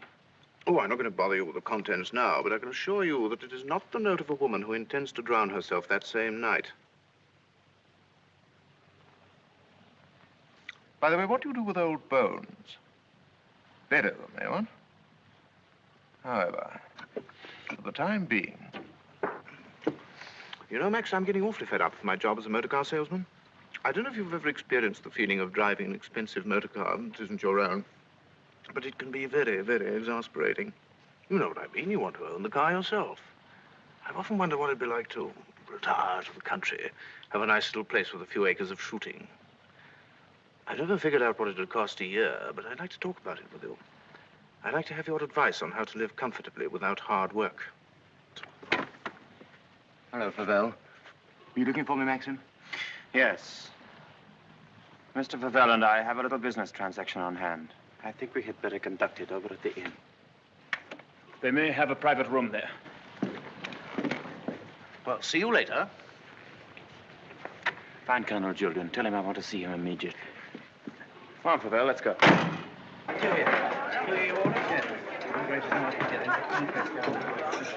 Have you a private room, please? Of course, sir. Through there, sir.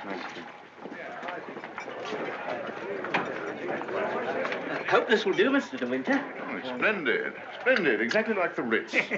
Any orders, gents? Yes, you might bring me a large brandy and soda. How about you, Max? Have one on me. I feel I can afford to play host. Thanks, I don't mind if I do. Make it two, will you, like a good fellow? Very good, sir. Where's Mr. de Winter? Through the other door, sir. Colonel Julian, this is Mr. Favell. Oh, I know Colonel Julian. We're old friends, aren't we? Since you're old friends, I assume you also know he's head of the police here.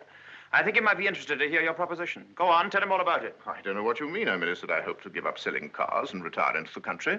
Actually, he offered to withhold a vital piece of evidence from the inquest if I made it worth his while. I only want to see justice done, Colonel. Now, that boat builder's evidence suggested certain possible theories concerning Rebecca's death.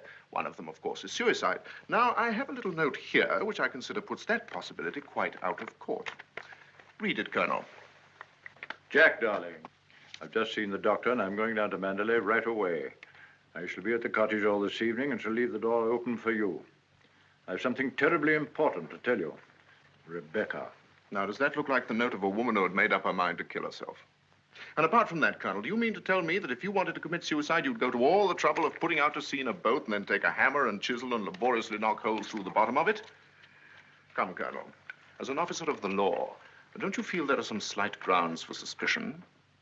Of murder? What else? You've known Max a long time, so you know he's the old-fashioned type who'd die to defend his honor, or who'd kill for it. It's blackmail. Pure and simple. Blackmail is not so pure, nor so simple. It can bring a lot of trouble to a great many people. And the blackmailer sometimes finds himself in jail at the end of it. Oh, I see. You're going to hold de Winter's hand through all this. Just because he's the big noise around here, and he's actually permitted you to dine with him. Be careful, Favell. You brought an accusation of murder. Have you any witnesses? Oh, I do have a witness. Oh? It's that fellow Ben. That stupid coroner hadn't been as much of a snob as you are. He'd have seen that halfwit was hiding something. And why should Ben do that? Because we caught him once, Rebecca and I, peering at us through the cottage window. Rebecca threatened him with the asylum. That's why he was afraid to speak, but he was always hanging about. He must have seen this whole thing. It's ridiculous even listening to all this. You're like a little trades union, all of you, aren't you? And if my guess is right, Crawley, there's a bit of malice in your soul toward me, isn't there? Crawley didn't have much success with Rebecca, but he ought to have more luck this time. And the bride will be grateful for your fraternal arm, Crawley, in a week or so. Every time she faints, in fact. De Winter! Maxim, please. That temper of yours will do you in yet, Max. Oh, excuse me, gentlemen. Now, is there anything else? Yes. You might bring Mr. de Winter a sedative. No, nothing at all. Just leave us. Very good. Now, Favell, let's get this business over. As you seem to have worked out the whole thing so carefully, perhaps you can provide us also with a motive. I knew you were going to bring that up, Colonel. I've read enough detective stories to know that there must always be a motive. And if you'll all excuse me a moment, I'll supply that too. I wish you'd go home. You ought not to be here through all this. Please let me stay, Maxim. Surely, Colonel Julian, you're not going to allow this fellow to... My opinion of Favell is no higher than yours, Crawley. But in my official capacity, I have no alternative but to pursue his accusation. I entirely agree with you, Colonel. In a matter so serious as this, we must make sure of every point, explore every avenue. And, in fact, if I may coin a phrase, leave no stone unturned. Ah, here she is, the missing link, the witness who will help supply the motive. Colonel Julian, Mrs. Danvers, I believe you know everyone else. Won't you sit down? No offense, Colonel, but I think I'll put this to Danny. She'll understand it more easily. Danny, who was Rebecca's doctor? Mrs. de Winter always had Dr. McLean from the village.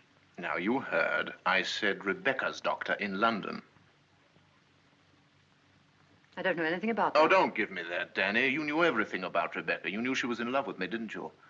Surely you haven't forgotten the good times she and I used to have down at the cottage on the beach. She had a right to amuse herself, didn't she? Love was a game to her, only a game. It made her laugh, I tell you. She used to sit in her bed and rock with laughter at the lot of you.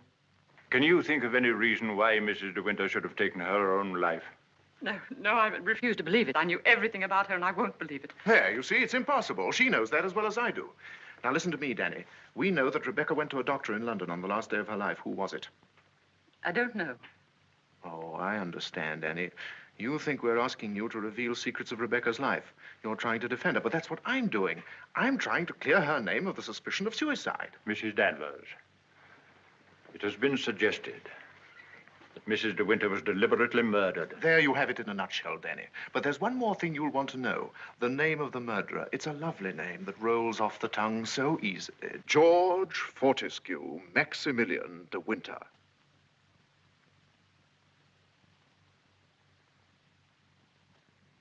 Was a doctor. Mrs. de Winter sometimes went to him privately. She used to go to him even before she was married. We don't want reminiscences, Danny. What was his name?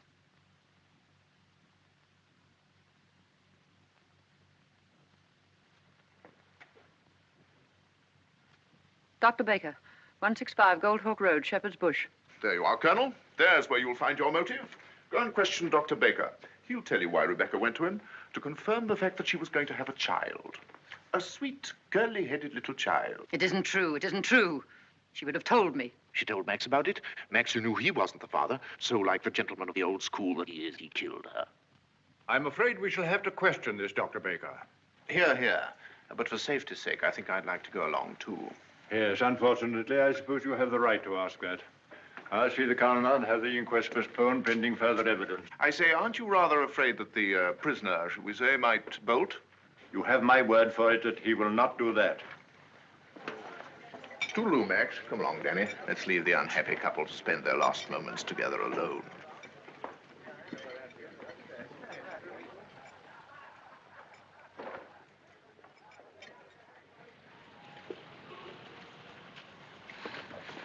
Are you sure you don't want me to go with you, Maxim? No, darling, it'll be very tiring for you. I'll be back the very first thing in the morning, and I won't even stop to sleep. I'll be waiting for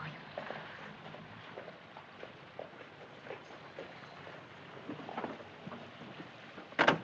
Ready, Maxim? Yes. You two go on ahead. I'll follow with Favell.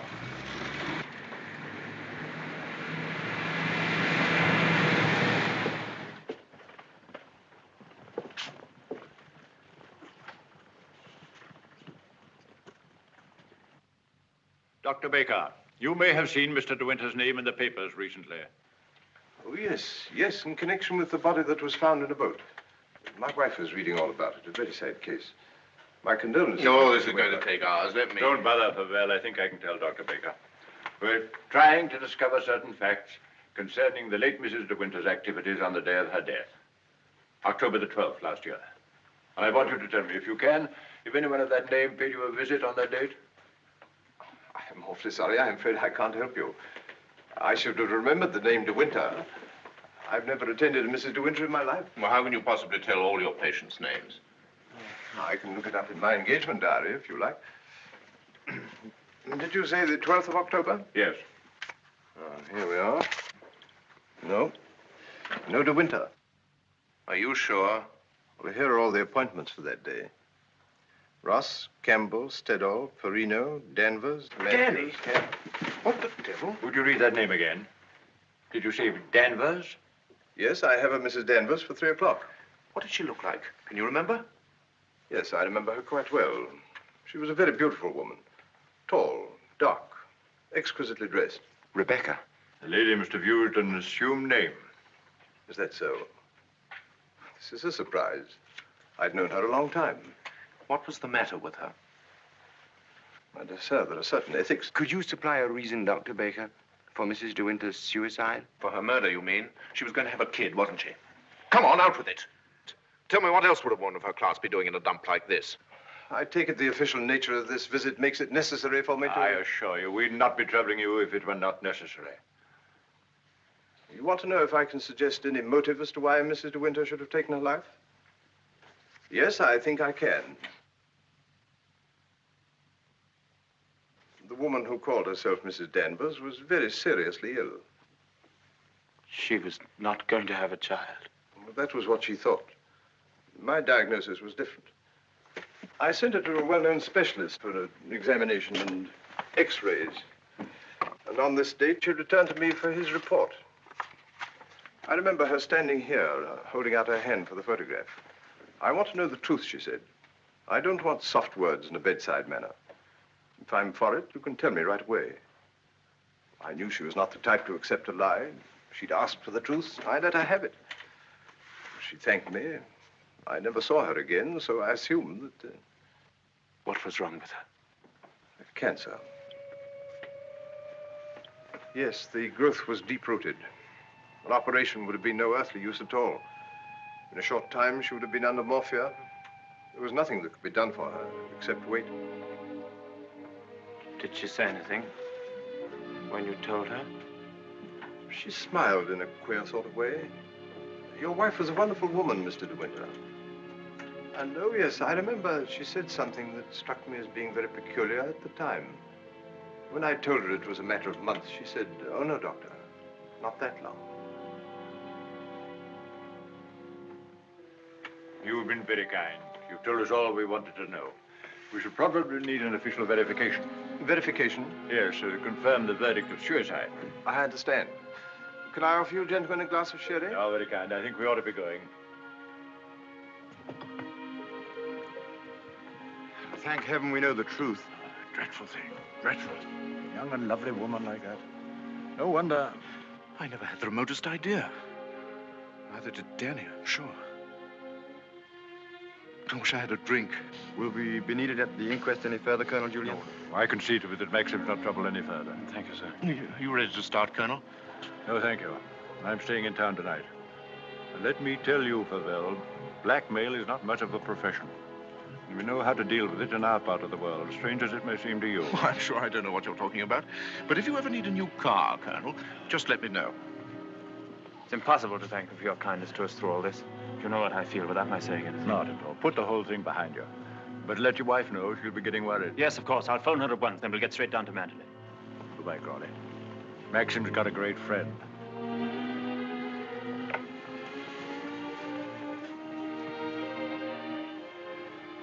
Frank. Yes, Maxim? Something you don't know. Oh, no, there isn't.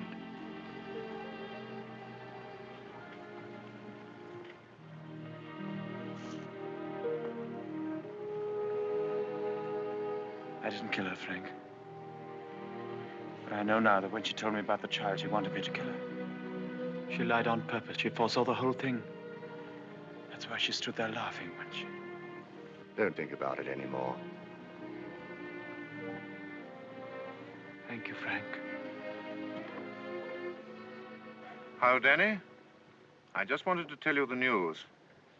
Rebecca held out on both of us. She had cancer. Yes, suicide. And now Max and that dear little bride of his will be able to stay on at Manderley and live happily ever after. Bye-bye, Danny. This your car, sir? Yes? Will you be going soon? This isn't a parking place, you know. Oh, isn't it? Well, people are entitled to leave their cars outside if they want to. It's a pity some of you fellows haven't anything better to do.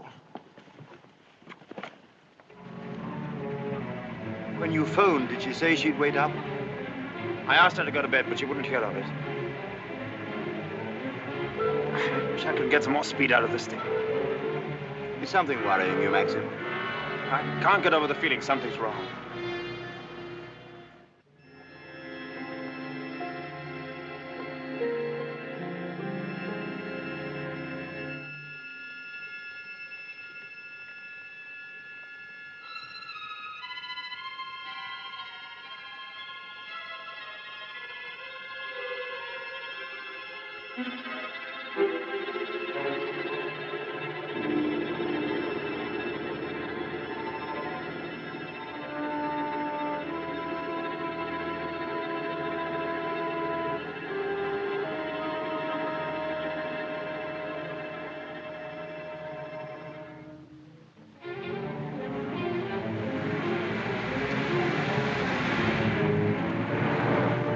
Frank.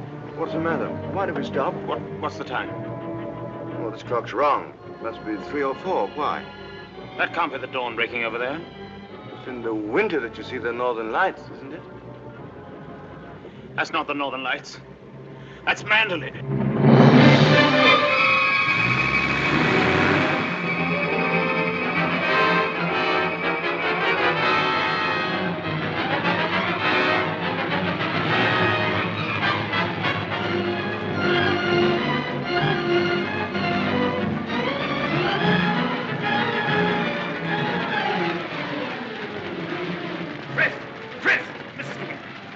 I thought I saw her. Where?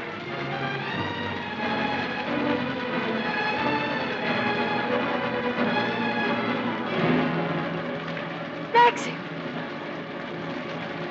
Thank heaven you've come back to me. Are you all right, darling? Oh, yes. Are you all right? Mrs. Danvers. She's gone mad. She said she'd rather destroy Manderley than see us happy here. Look! The West Wing!